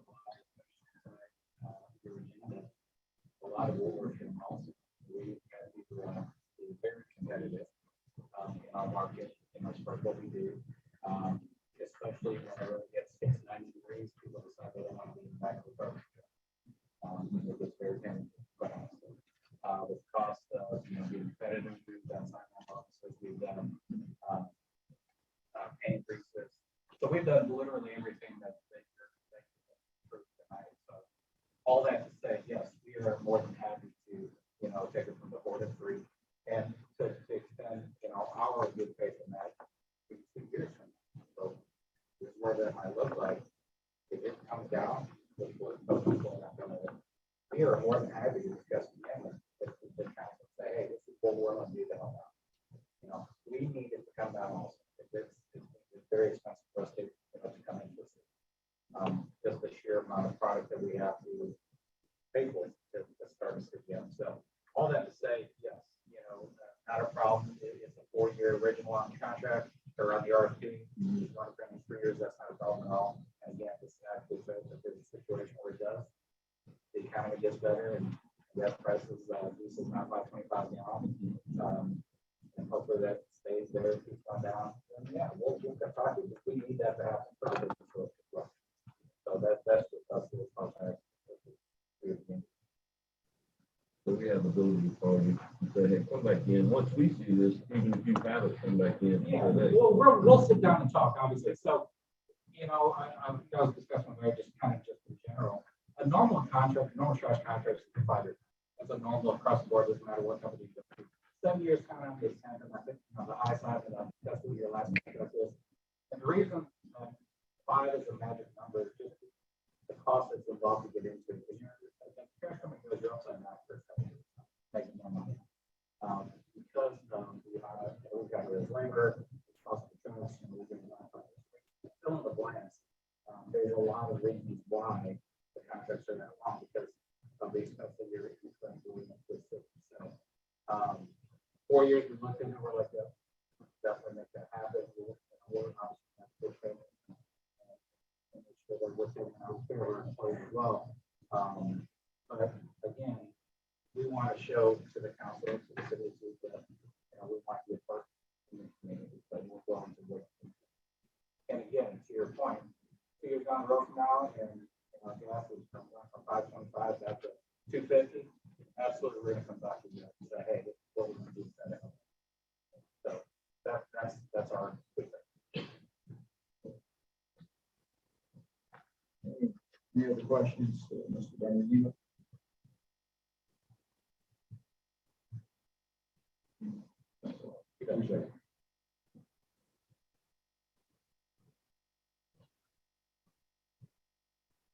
Any action on amending the old contract with the new contract of 3 years and 1 year on the extension? Any further discussion? I recommend that we approve nothing else. With the change of a 3-year contract and plus 1 year extension. Do I hear a second?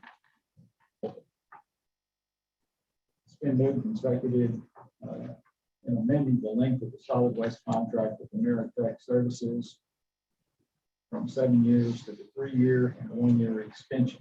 Is there any discussion? Any discussion? We'll vote. All those in favor signify by saying aye. Aye. Any opposed? Motion carries on 11.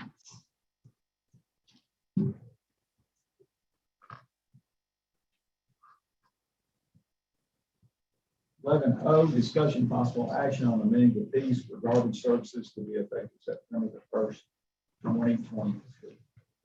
There we go. Hey, we just want to pass the cost on. That's what we're recommending, is just allow y'all to approve just as of September 1, that we're not going to, because of the large increase for this first year, not to add an administrative service fee. Let's just pass the cost on as per their fees to us, to the customers, what we're asking. Any discussion? it comes to the cost too. Ron, you tell you that comes to the cost. It does for us. So just to, does the time that we would have to go out there and to do the bills and deliver poly carts in between. I mean, we charge a 4% fee right now. And we charge a fee plus we charge a $2 fee. We charge $2 per residential account right now. And we're saying for administrative fees, we're saying that because of the huge jump in the price, because of the economy the way it is to our customers right now, is just pass the cost on to them without adding an administrative fee. Mm-hmm. Per year, basically got revenue, residential, also trash service.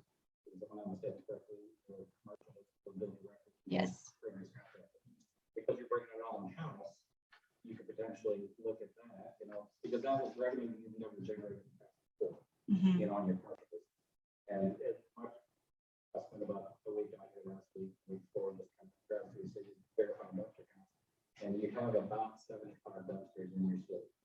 So that was revenue that we never had before as far as the city goes. So even if you did a nominal increase on that, and because some of those never dumpsters, there's a source of revenue there as well.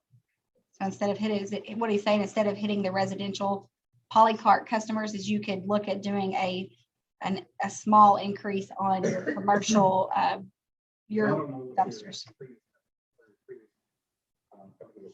Neither do we. We don't have that either.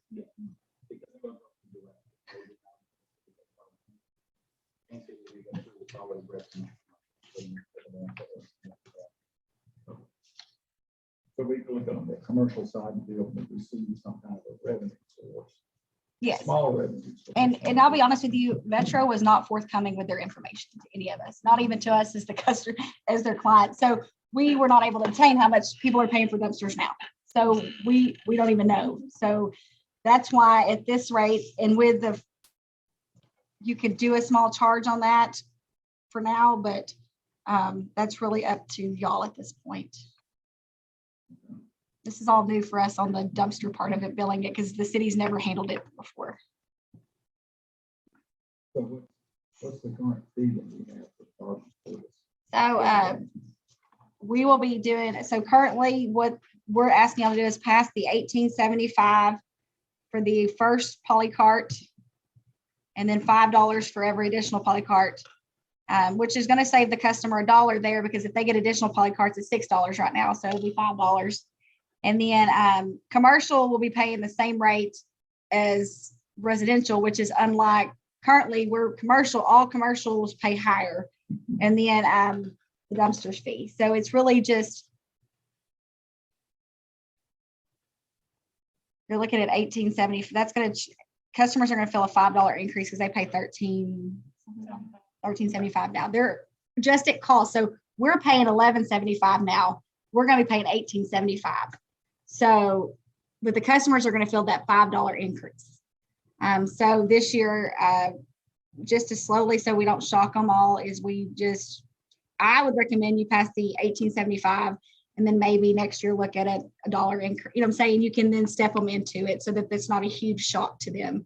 Because because the economy we're in, first of all, and second of all, is we're low income city. And the administrative services that we do are the billing and delivering of polycarts, which is not it's not a lot of cost on our side. Yeah, I'm trying to understand. So I'm gonna use this store as an example, and they have a dumpster, and we pay a bill to Metro every month, but whenever I don't know how much longer, but the city will be sending, or we will be attached to our water. It'll be attached to your water bill starting September 1 billing cycles. And it will be this, I'm gonna say $95. What kind of, it depends on what size dumpster you have. I really don't know, but I would say $2. I don't know. How much y'all pay now? We pay $7. Do you have that one by chance at thrift store? He'll be able to give us a good comparison. I of mean, what I'm it is. just trying to understand how. A 4-yard, what's the size of our dumpster we have behind our building here?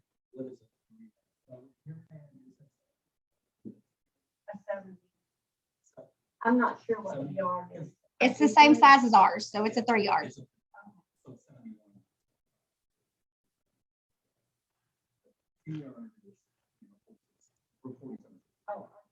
Oh, I'm sorry. And you may be able to, if y'all don't need one that size, we can look at negotiating for a smaller one. You need that one. Okay. But anyway. When will this actually, September 1. so that's when is Metro contract ending? August 31st. So August the 31st, we will no longer. That's their last day. So we're gonna pay up to August 31st for the Metro, and then after that. And we're gonna work through these kinks. I'm not sure. I actually found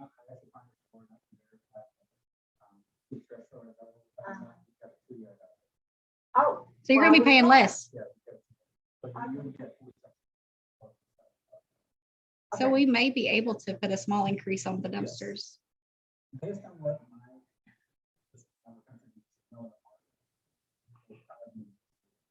We're gonna be lower. On dumpsters. We're making like So you may look at, we may, with knowing that now, we could possibly pick up your administrative fees under your dumpsters. Like a 10% upcharge on it.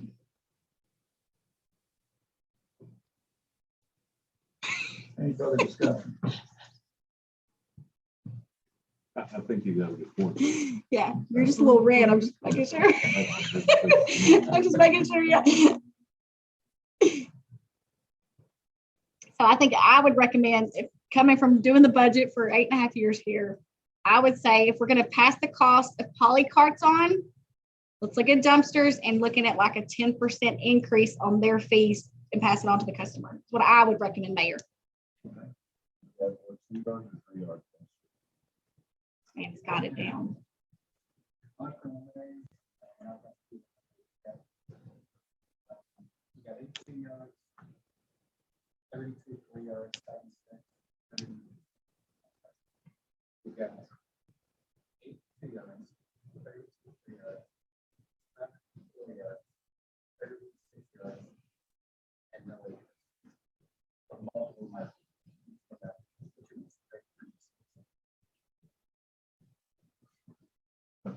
I agree with what you're saying, but what about the large dumpsters that we use? Roll-offs. Roll-off. Yeah, so part of the RFP is, because roll-off billing is a little bit more difficult, only because there are a lot of moving parts. There's, the actual delivery fee, there's a dump fee, and then there's a next time it's rolled. So because there's so many moving numbers on it, most billing systems that we've seen with cities handle it. For those predictions that need roll-off, they're called roll-off dumpsters. Looking at roll-off containers at 15, 20, 30, yards. So we'll do the billing for that, and I'm looking at our people. Mm-hmm.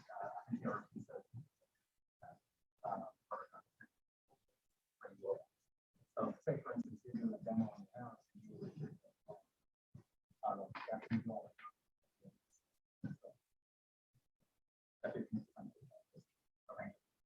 So you do get extra revenue from co-op. So with that, for a year, just residential, commercial, whatever. That's the public being able to get a roll-off from you. What about the roll-offs that we use at our dump station? You use first those. So are you talking about? No, like 30 yards. Mhm. Yeah, we have that. So that's our next agenda item that we're gonna be talking about. That's our next agenda item. So Okay, so to clarify, I'm amending your discussion level action amendment. So what we're needing is of September 1, we need to set a fee. What is being asked to set the fee is on the poly carts that we pass on the actual cost, but on the commercial dumpsters, we added 10% fee on top of the cost for those. Okay. Make a motion, we approve agenda item 11 here by passing the cost on for the poly cart rentals. And pass along the 75 dumpsters plus 10% administrative fees. Admin fee on them. Admin. Is there a second? Been moved and seconded. Approval of 11 in, 11 oh. Those in favor, signify by saying aye. Any opposed? Motion carries.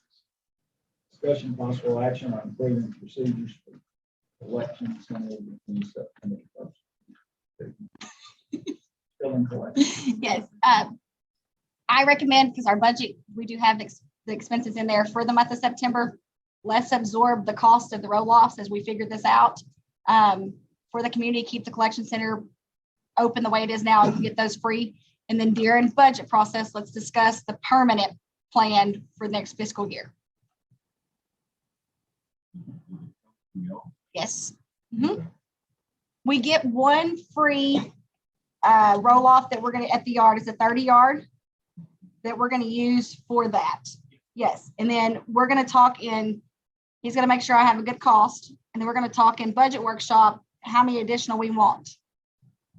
And if we're gonna charge collection center, but all I'm asking y'all on this agenda item is just, let's keep everything the same for September. And in budget workshop, we're gonna continue, we'll figure out our permanent plan for next fiscal year.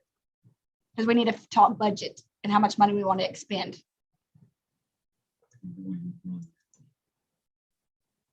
We run, but they're not always 30 yards, right? We got 130 yard and usually 220s. But also they offset their cost by putting a metal roll off out there that they take and cash in on.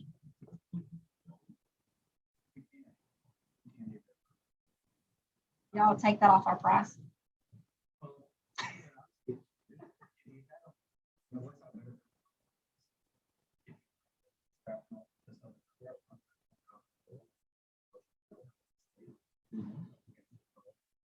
Oh, that's good enough.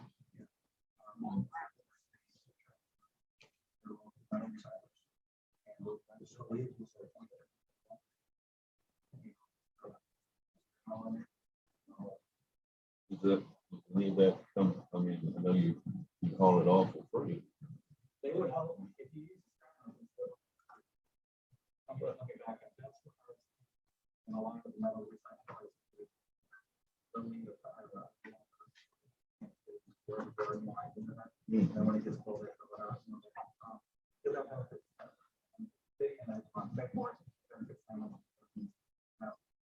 wanted to bring one out, we have to.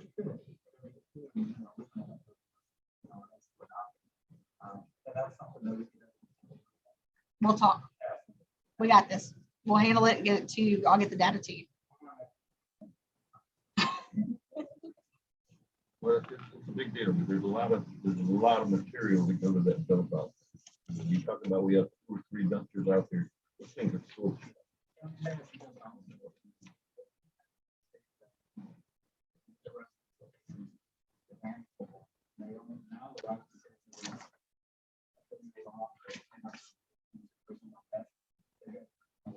We do that. Billing cycle. Oh, further. So that's. Because you get the tax bill.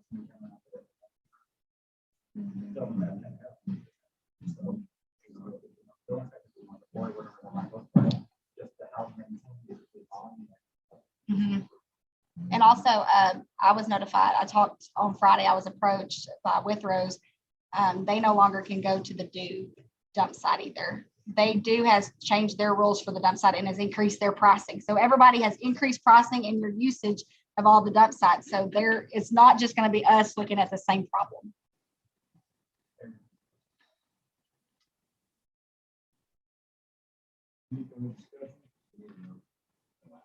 No, I need a motion to keep it the same way it is for September. And then we'll talk about it in budget. I make the motion to approve Agenda 11O, leaving it the same through September, discussed during the workshop. Been moved and seconded, 11O, amend the fees for the garbage services and discuss this in the workshop. Is that correct, sir? All those in favor, signify by saying aye. Aye. Any opposed? Motion carried. Moving to 11B, procedures, collection center beginning on September the 1st. That's what we just did. Okay. Yeah. Okay, we approved on P. Then on Q, discussion possible action on modifying the billings procedure and fees for commercial water, residential, and commercial sewer. On this one, Teresa, you have the numbers on that. I do. Been a lot of y'all are gonna have a lot of statistics thrown at y'all, okay? This is a two-part one. Mayor Huffman approached us and was it discussed to us about how changing how we bill our commercial accounts to the same is wanting to change those to the same fees we charge residential. I really don't see a problem with that because Jacob, we don't have any industry that has a large meter that does any additional consumption, do we? That would require. So there's not, I mean, they're getting the same meter size as a residential. So that's not a huge problem. So the second side of this is changing how we bill sewer. To instead of your sewer is currently billed off of your water usage, and under TAC, which is Texas Administrative Code, it allows us to be able to do that. But also you can set just a base fee, and Mayor Huffman recommended 30, looking at what $30 would. Currently we charge in city residential customers $25 plus for every 1,000, I'm sorry, $25. Would it be better if I write it up here for y'all to see? Or if I can I got 3 copies of each. Write it up there so you can see it.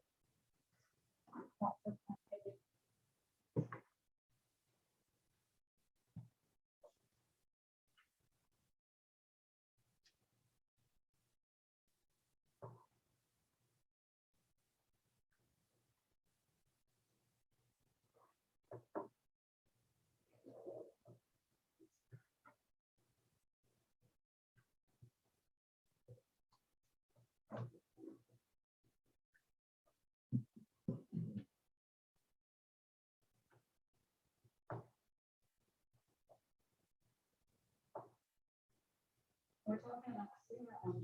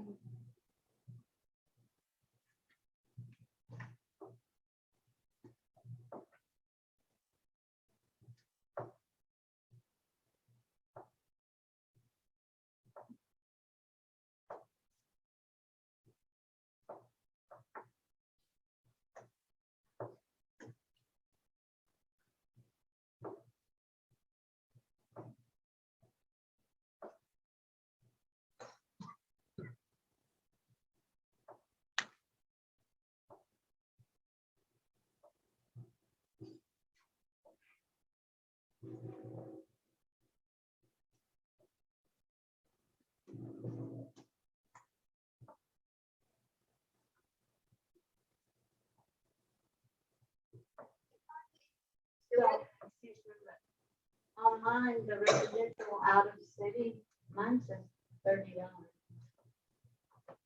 On the, Residential out of state.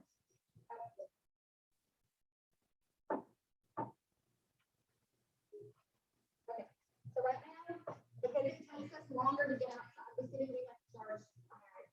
The lines have to in. So that's what these are. Commercial free rate. If you pass number 1, this goes to be billed as the same as this. Okay. We change our billing commercial to go like residential. We're going to change this to that. Okay. Right now, if you use 3,000 gallons, you pay 29 cents. So right, a little over $30. What the mayor's recommending, and then we look at a base fee. I'm going to tell you, Ryan, I'm not ahead of you. We have budgeted currently for sewer.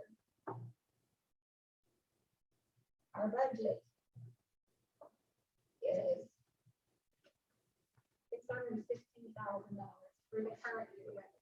Okay, so we have about current way we bill. This is what I say. This is our estimated amount that we will collect. Okay. Currently, your water bill is based off your sewer is based off your water usage. Excluding if you fill up a pool, have a leak, then you can request an adjustment, and we adjust that off in your bill. But several people don't do that, or if you have, or they just keep filling up the pool multiple times, they don't do it. We looked at, as we discussed, $30. We changed all these, we did away with all this. We just went to a $30 flat rate. not taking away all this. You just have a flat rate. We did that though. We're only going to collect $590. Brings me $46,000. And the people that are benefiting from this, you're gonna have your residential in-city people, theirs is gonna increase. Well, what they pay us, $688.39. This one's gonna go up 18.97. This drops. This drops. Pretty much 17,000.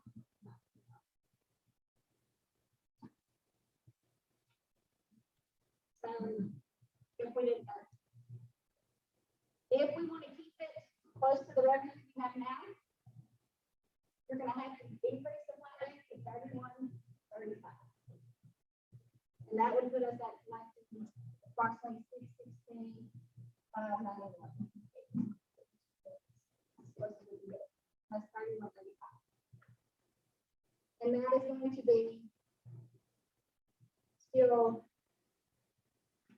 they're not gonna go up.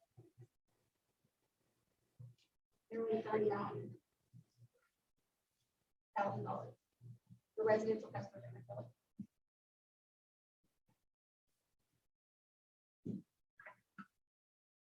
I know that's all I see, but if it's a $30 flat rate, it's still more simpler for people to understand it, but we lose money. Here. From here, from here. We had to hit this for flat rates, you have to get 31.35.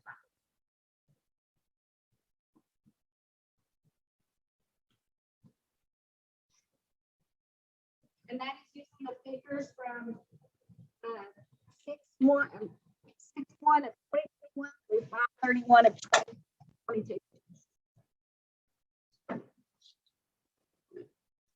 Any further discussion?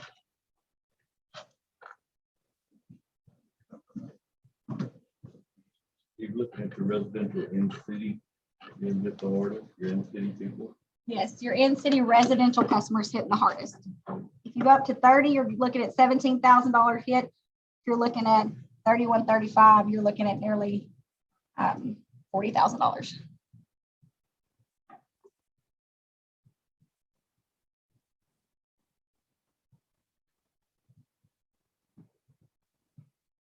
What it really is, that I'm going to be honest with you, is our commercial and city, the way it's built right now, is where we get a lot of our revenues from on sewer.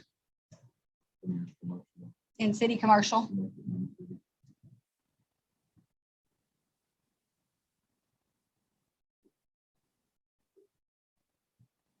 Your residents, we have residents using, do we all use over 2,000? Most do. You have very few that do not. So we can over the $25. Which is saying, Mhm. Most everybody's going to be around $30 already. okay, Already. Mhm. so where are they going to look at? That's if you change the base rate. I don't have figured in. I only showed you on the base rate. If we took it away, you have several also that will. Well, actually, your residential ones don't. Your residential accounts don't go a lot over. A lot of them use about 1,600 to 2,500, and we do prorate. You don't get charged the full 410 for 1,000. If you use 600, we prorate it for that 600. So it's the resident that uses under the 2,000, $5. But then your resident that has 10 kids, and they normally pay, and sewer charges alone $80, they're going to go down $50. So your elderly, so if you increase your elderly and small families are going to hit it the hardest, while your larger families and high usage is going to be saving.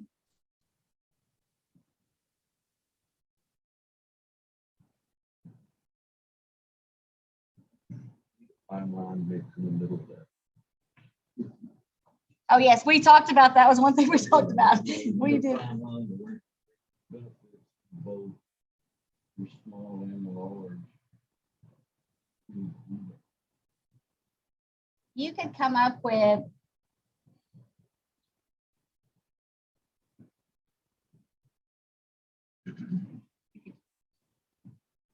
I'm trying to think creatively.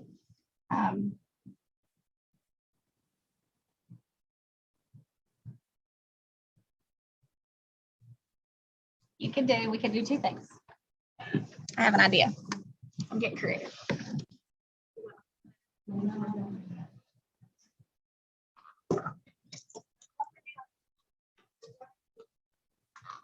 Right down with it.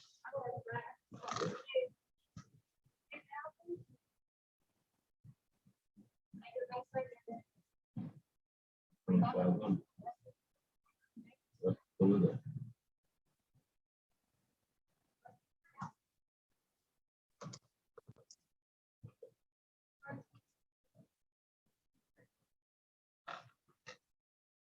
Like 3 to 4.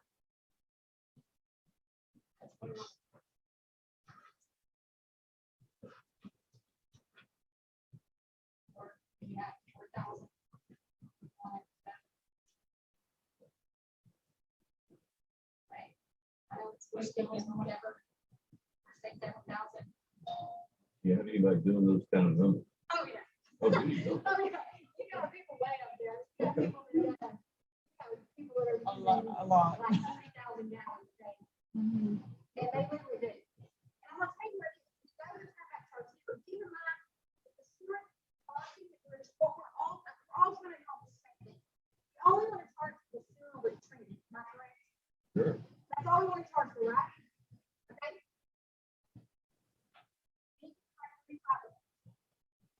So you're not hurting this person. Mhm. This is what we're okay. But we can come up with a step program. And then let's say you use 7,000, one to whatever, cap it at $40. Then we're gonna break it down. We have a step program. You're not leaving everybody there, but you're gonna help these other people save money. But they're also still saving money, even though they're, Yes. But we're still gonna save they're money. still gonna save money. Because they make sure they- Most people like that thing. During the summertime,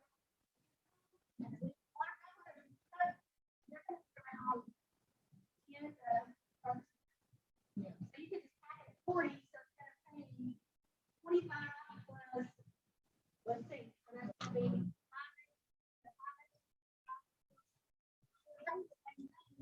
but you're actually the same $5.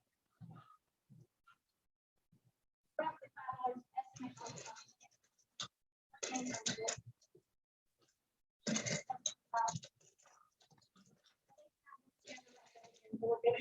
4140. So they're saying it's only 40 right there. They're still saving. Not huge, but we're still saving. We're all still focused on the same thing. But most of the people are like, they're gonna be like $10 a year. They come up with this assessment program.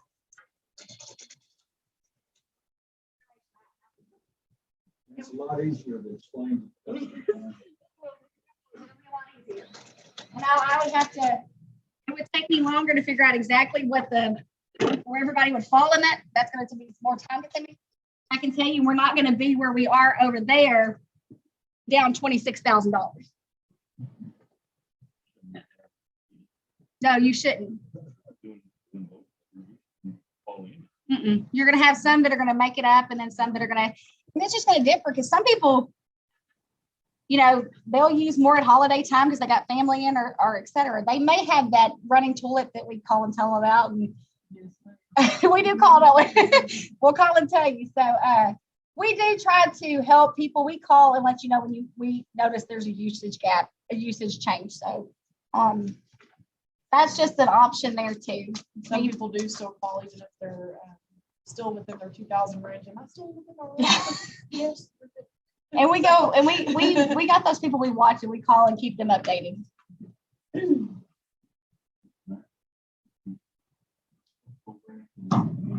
Numbers. Good one.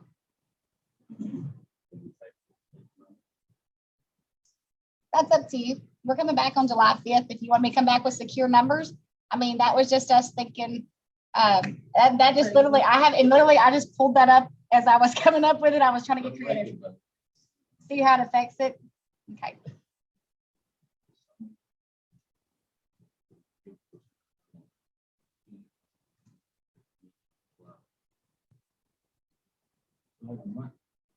It's 11P. You have the, yeah. All those in favor, any further discussion on the motion? If none, then all those in favor of the motion regarding 11P, say aye. Any opposed? Motion carries.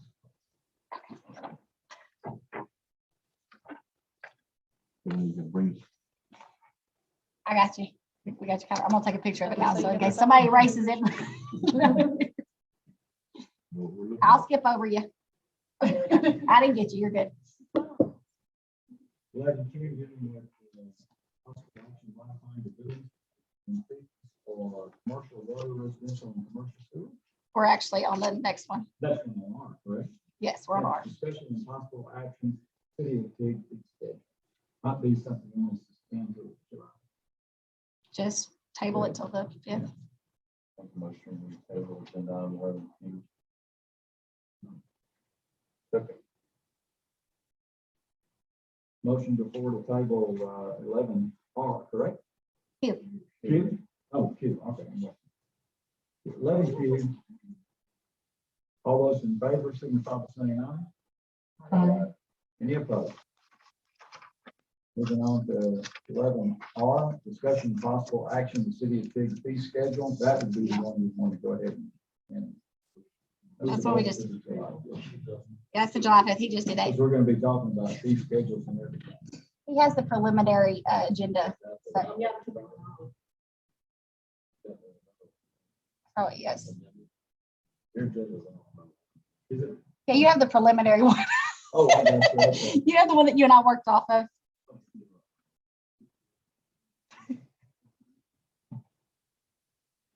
So we're on the EDC, the 3-year audit, Mayor. Discussion possible action on fiscal audit for the city of Eastern Development Corporation for the last 3 years.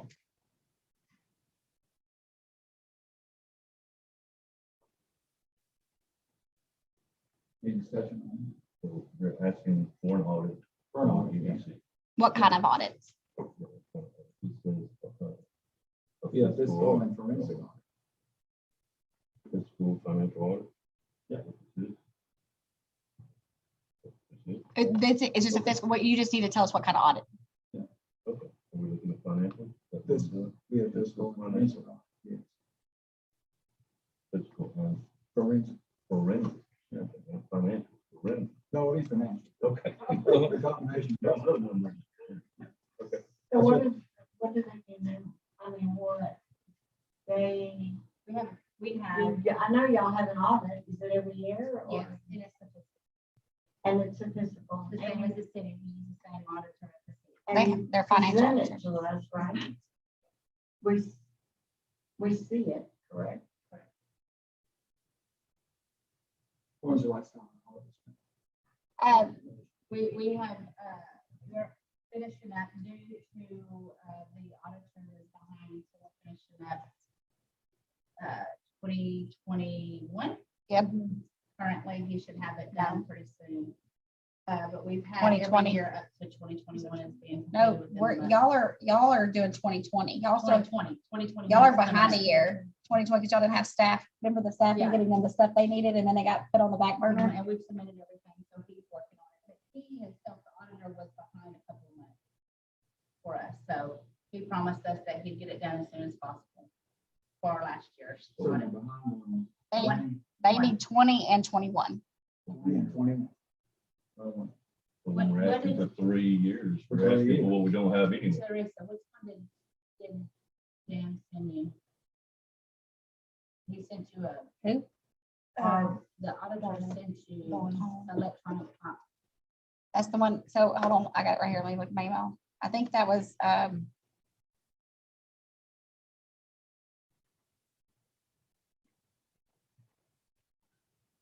Donald sent it.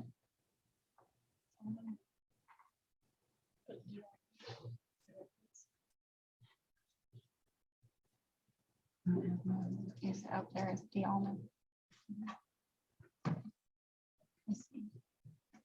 I look at my other phone and see I have it on my other phone. That's ours. Huh?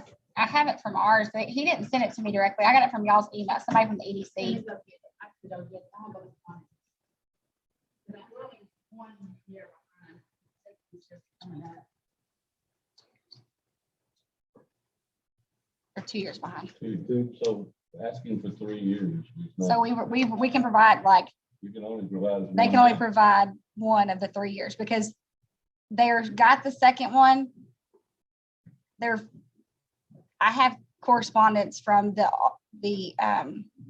auditors because they couldn't get some documentation to finish the 2021 is why it's behind from the EDC. Yes, I'll have to go, I can go back and find all that and forward that to y'all.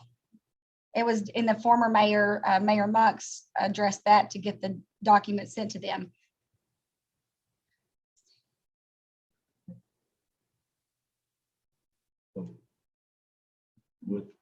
With that, I'm looking for all 3. For a second?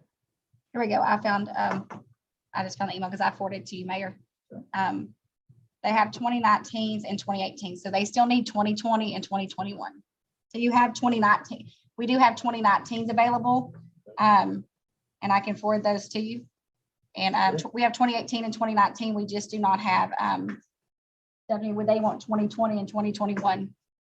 Which are not completed yet, right? What are the documents? Have the documents been sent to them to get them complete for 2020? Yes. If they have the documents now. Yes. And for 2021? I have not checked Secretary Hayes. I mean, I'm sure the treasurer and it sent them yet. I can check and see.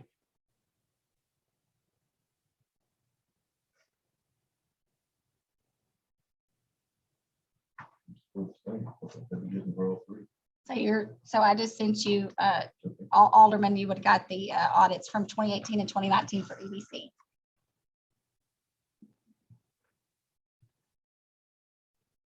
Came through on your email. So y'all are still needing the completion of 2019, 2020s and 2021s from them. 2 years. Yeah, we had a problem with trying to find all of the documentation, and I know that it was last week or the week before it was sent over to the auditor for the last part of it For 2020 or 2021? for 2020.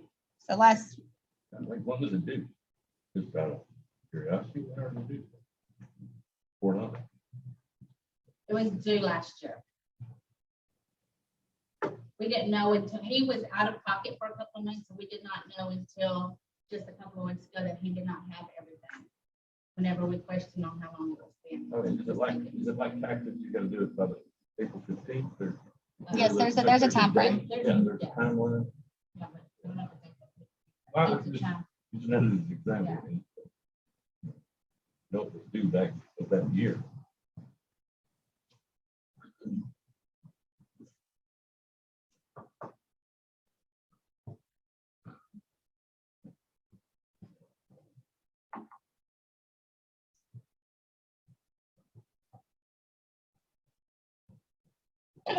Discussion?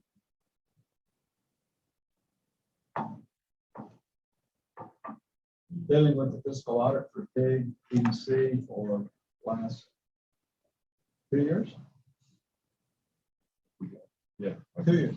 I mean, you got one, I guess it's got 6, but 3 years is moving. Our 2020 is completed, just not approved. It will be approved at our next. So 2021 is in the works. So you're asking for the last 3 Last. years that they've been, that have been completed, or you're asking for No, the last 2 years. the 2 years that they have not yet been done, They which haven't they been done. can't provide for us until.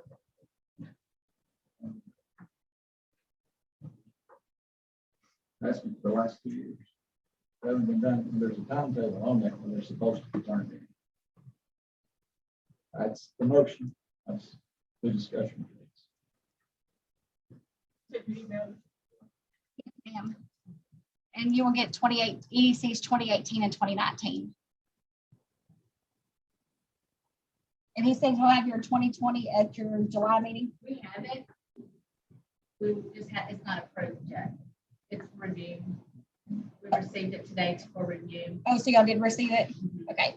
So they did get 2020 today. It just hasn't been presented at their meeting. So that can come in, you know, Our next meeting has been moved because July 5th is our next meeting date. It will then have to be rescheduled to a later date.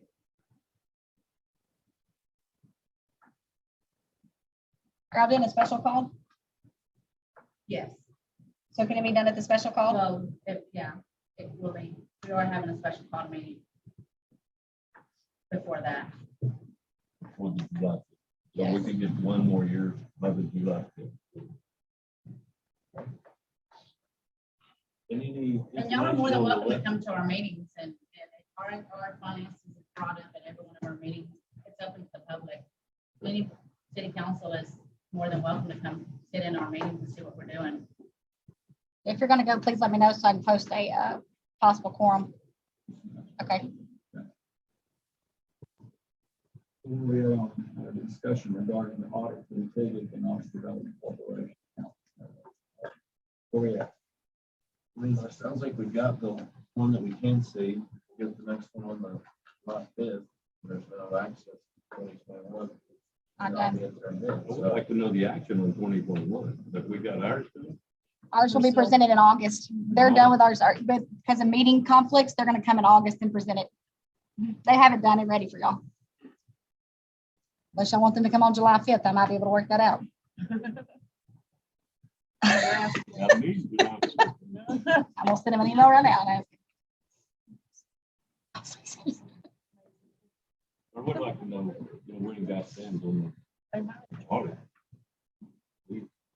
No, he's been asking to come over. Did you get an update from it? But we haven't even got our expenses on yet.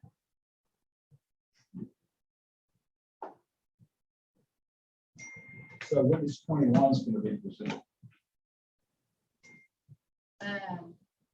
21's not even started. Right. So it'll be probably 2 months. We just completed 20.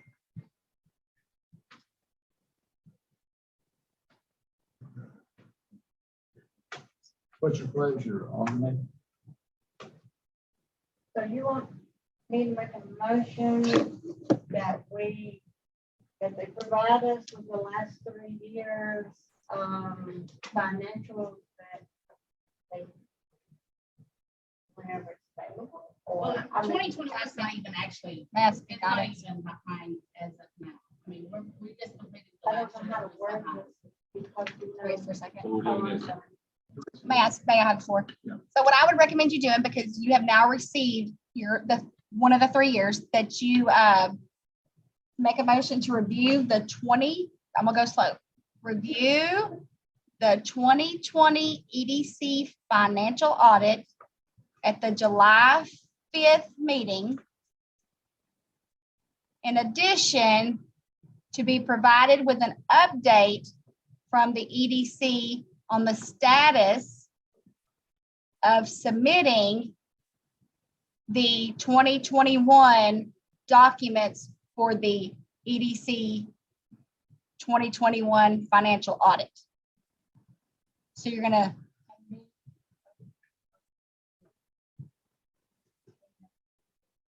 Provide with an I think that would be a good course of action.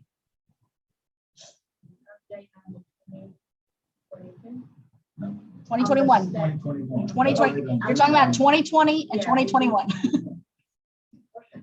And review the 2020, July 5th. Correct? That is correct. Somebody make a motion that we review the 2020 financials with the EDC at the July 5th, and that there'll be an update status on 2021 and the EDC for that year. Update status. How's that? Now somebody. She got it. She's right. Yeah, you moved it. She already said it. I got her. She's a second. Need a second. All right.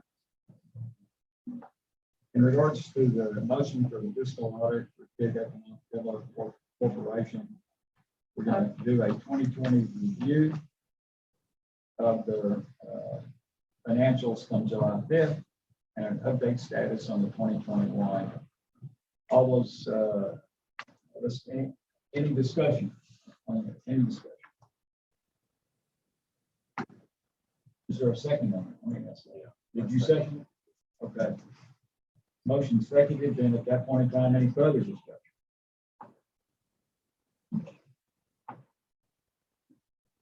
None. Proceed to vote. All those in favor, signify by saying aye. Aye. All those opposed, like sign. It's passed on this audit regarding 2020 review and then the 2021 update. As far as on the city of Tig, tell us about the audits that are currently going on. So we have, so it was for the past 3 years. I provided the website. We keep all of our financial audits on our website for transparency. And then our current audit, the 2021 audit, has been completed for quite some time. They've just had scheduling, trying to get to all the same, everybody has meetings the same night. At the latest, they'll be at our August meeting. I just sent an email requesting them for the July 5th meeting since we have a special called one. So hopefully they'll be able to attend that meeting.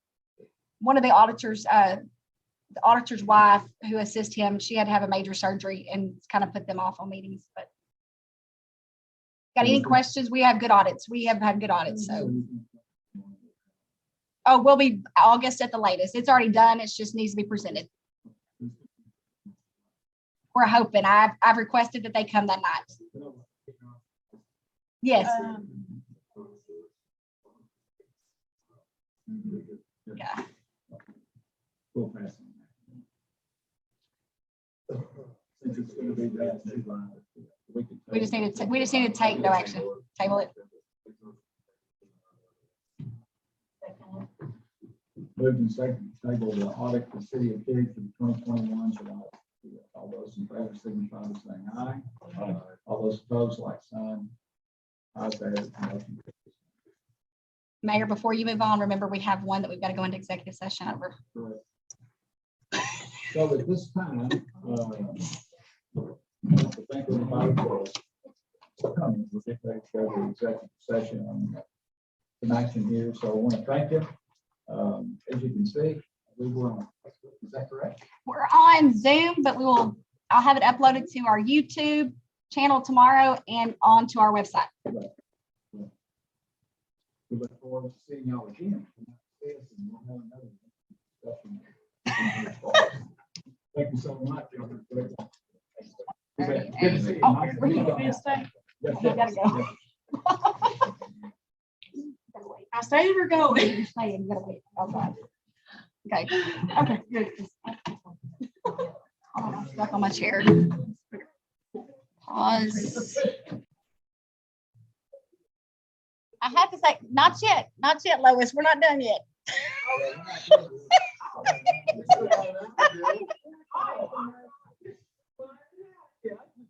Look, my eyes twitching. I've been stressed today, I guess, because I won't quit. Did everybody else go? You got me. Yes. Or my magnesium's low, one of the two. No, I'm sorry. Meeting back up and enjoy the discussion regarding our potential new municipal court judge, and I think after the discussion, Ryan, you want to lead off on this? Yes, sir. Mr. Mayor, I'm gonna put agenda item 11B for our July 5th meeting. Second. It's been moved and second to table this to the July 5th meeting. Any discussion? If none, we'll vote. All those in favor signify by saying aye. Any opposed? It passes.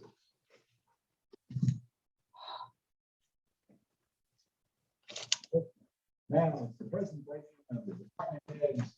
Thank y'all for staying here with us. Sorry to keep y'all here so late.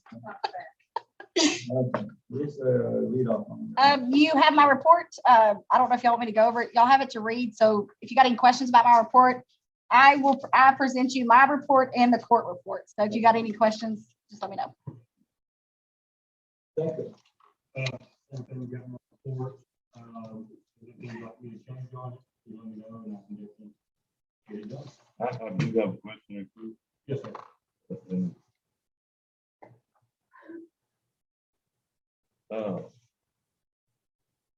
one of the things you were talking about was some of the lines you were having to blow out. I was making sure I was on. The sewer line, yes. Sewer line. You were having to blow those lines out. And you were talking about having so much grease in the line. Grease has been in the line for 40 years. Mhm. Okay, we're still fighting that 40-year problem. Is there a chemical or is there anything else that can go in that line that can treat that grease versus just leaving it alone? What we do, like I said, every time we come in, we get it.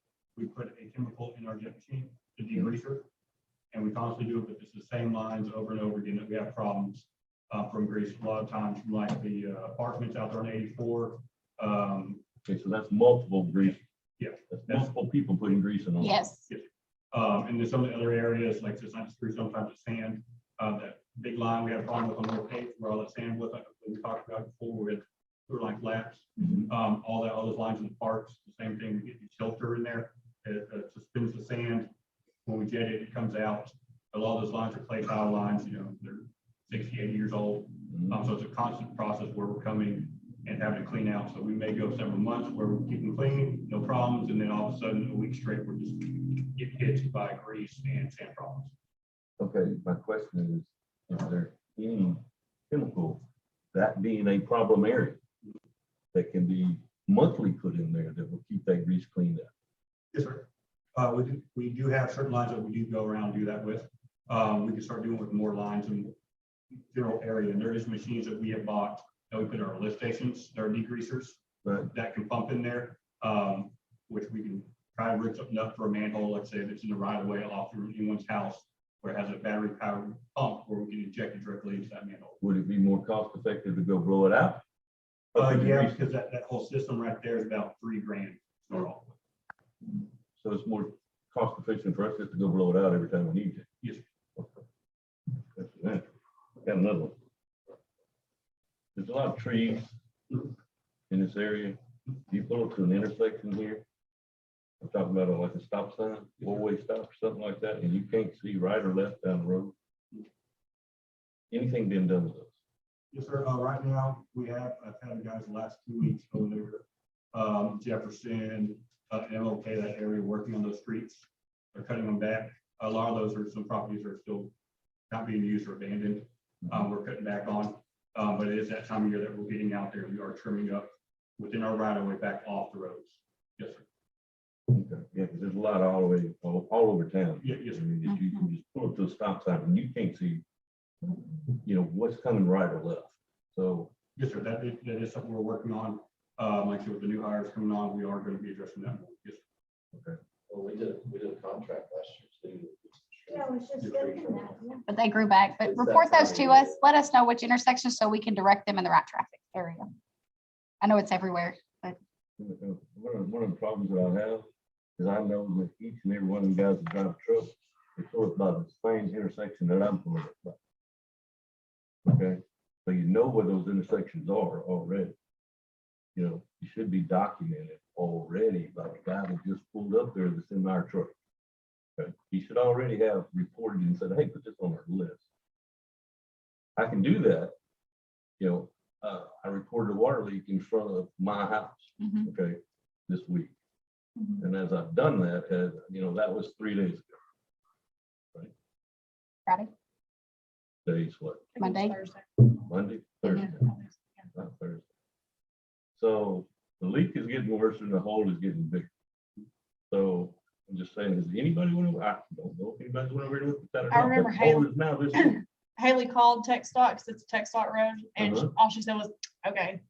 That's literally all she said. We have to fix the leak first. But we fixed, That y'all, okay, We I fixed don't the know. leak, if- Fix the right? I leak. don't know if That's that's, another one yes. I'm thinking of. That's somebody else. Is right it? there. Yeah, you got Are the you wrong sure? call. That's a Okay. matter of being short-handed. Isn't it? indeed, I'm asking, I'm just saying, it's a water leak there. After looking at it or not, Yeah, I don't know if anybody's been out there to look at it or not. that is something that tomorrow we'll get right on, get it addressed. We're doing our best right now. Okay, I got one more for you. You mentioned a part-time employee on the park. Yes, sir. What is that guy? He is currently, right now, he's just going around pulling trash, cleaning the bathrooms. I think he's only working 8 to noon and then 1 to 5 on collection center day. And that's it, that's all he's doing, run around. That's what he's doing, collecting trash, cleaning restaurants, Yes, sir. not cutting grass, not doing anything such as. He's in the community center and facilities, yes, he's keeping us clean. Keep them clean. Okay, no mowing, no nothing, No. weeding, nothing like that. All right now. Okay. Oh, good. Police Department, Chief Philpott. I have my report submitted to you. If you have any questions. You did get a lengthy report, but, That was a new graphical thing, wasn't yes, it was. it? Lord. I was asked to add in some information, it's just some statistical data on case clearances and stuff like that.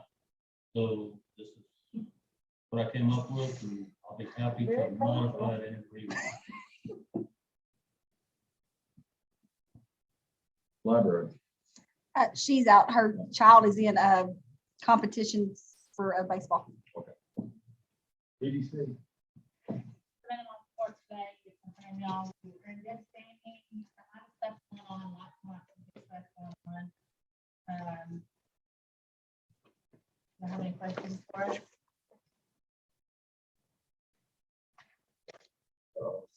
All the piles burned down and it's shredded.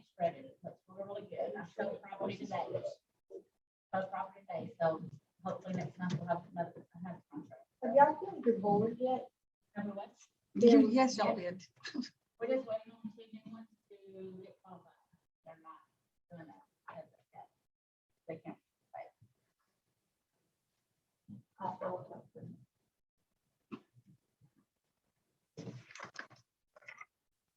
Community. We got one. Garland, we got one. I saw them. So that's a new thing. We're gonna just do, Alderman Steed had a good idea, like if it's a non-operational complaint, concern that we can address, so that y'all know what maybe needs to be addressed, that y'all can have, we're gonna start adding this, so. And I took one, and all my department heads know, they've already directed their employees to know to give me the list of them so we can get a report to y'all. Anything else on What would you complain? Non-residential garbage accounts not being able to use the collection center. The complainer's here too. I did what I was asked. It's right I there. had no idea there was gonna be a court when I did it. Yeah. Well, I mean, it's a complaint that we can't fix. It's y'all. Am I able to ask a question? Mhm. Right ahead. Yeah, you said you're a non-resident, I'm a non-resident, I'm a commercial. you're commercial. And commercial, bills, we cannot use the collections. That's because of our contract currently with our current providers. Yeah, we're not allowed to done, and when I first started having a problem with it, since I'm being on spot, my business is on the highway, so I get a lot of tires, I get trash, I get feed stacks, I mean, limbs. Just, my ditch is full in my yard with barbed wire fence catches it all. Well, I can take it to my house or to put on a trailer and collect it and then take it to a dump and do work somewhere. I can't on the highway at my business to the city. Or if I get a new computer or new chairs, new furniture, I can't take those boxes to the dump. I gotta take them home, burn them, or else take them to do. Are you on the city Water, water? yeah, I'm in the city limits. I mean, yeah, at your business, but at your house, I are don't you live in the city. outside? I don't live in the city. Oh, I've got 10 houses in the city, yeah. But she's honest. Yeah. Yeah, I don't use that. Yeah. I don't use that for my.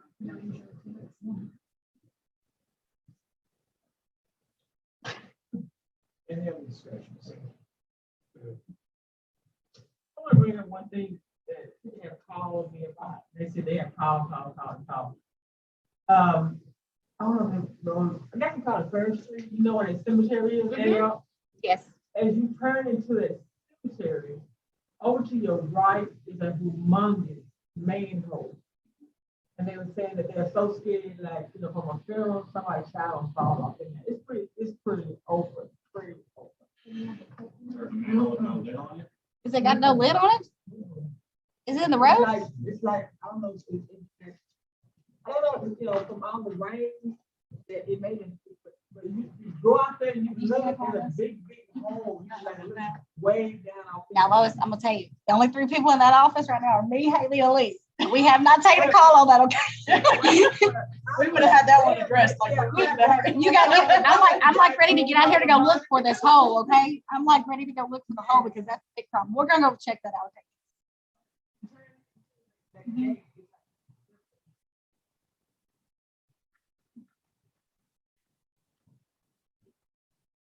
Oof. Anything else? Anything else? Any announcements? Any announcements? I'll make one. The Pig Rodeo is going to be June 30th, July 1st, 2nd. It's going to be Thursday, Friday, and Saturday. And on that 30th, that Friday, of course, you're going to have the parade.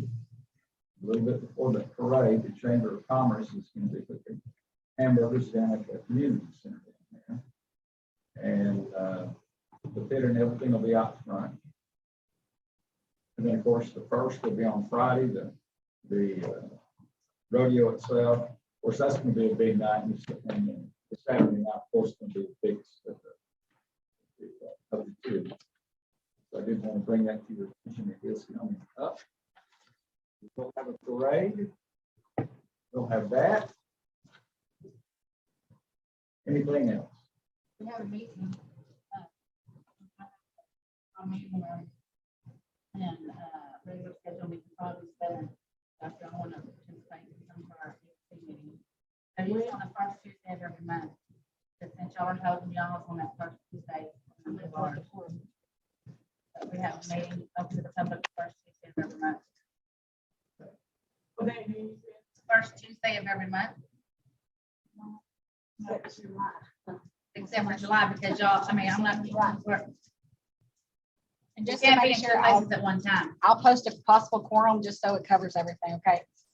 I'm gonna write myself an email now. Anything else on that? Your motion to adjourn? Is there a second? Do we have to have No. discussion? No, you don't even have to take a vote. You just adjourn. All those in favor, signify by saying aye. We're adjourned.